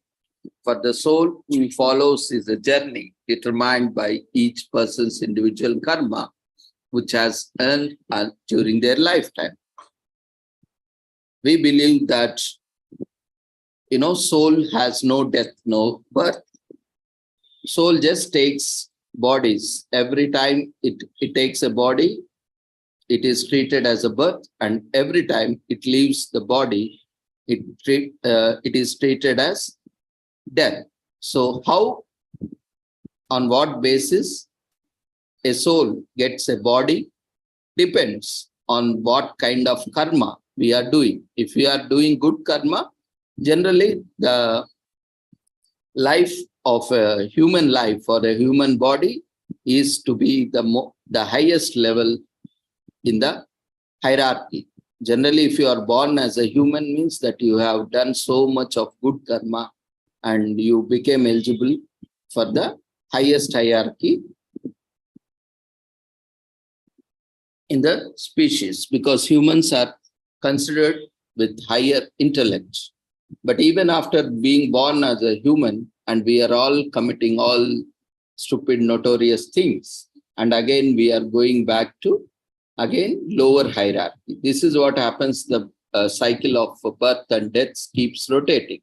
So always being a human, we should always practice good practice, good conduct, ethics, morals, and we should always accumulate good karma. Otherwise, we will just get entangled in the cycle of births and deaths, and you will be again born as a dog or a cat or anything which is a lower hierarchy. So death is not an end, it merely punctuates the cycle of birth and deaths, and Pitrupaksha marks the end of one's physical body. For the soul which follows the journey determined by each person's individual karma, which was earned during lifetime. And the Hindus believed that there were strong karmic ties between the previous, current, and future unborn generation. So we are indebted to our ancestors. When we honor them by praying for their souls, we earn their blessings. So with this, we shall end the commemoration. Thank you everyone for joining us.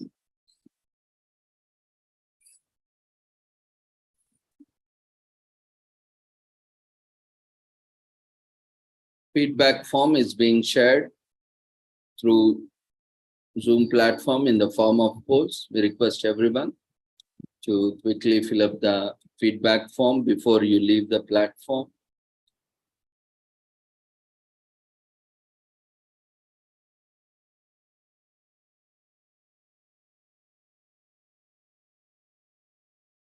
Make sure you are filling all the details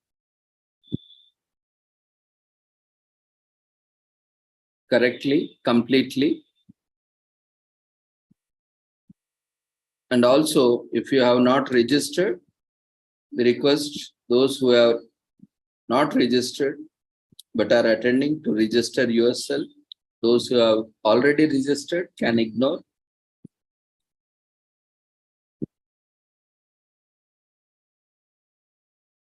So thank you everyone for your patient listening and being part of this wonderful day of commemorations, and also the coming fortnight,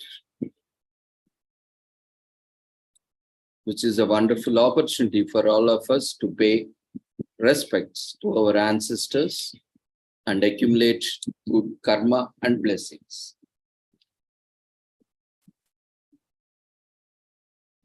Feedback form has been shared in the form of polls.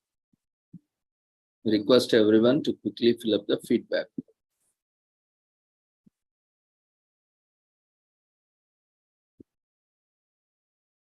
Thank you everyone once again for joining us. See you all tomorrow. Take care. Good night.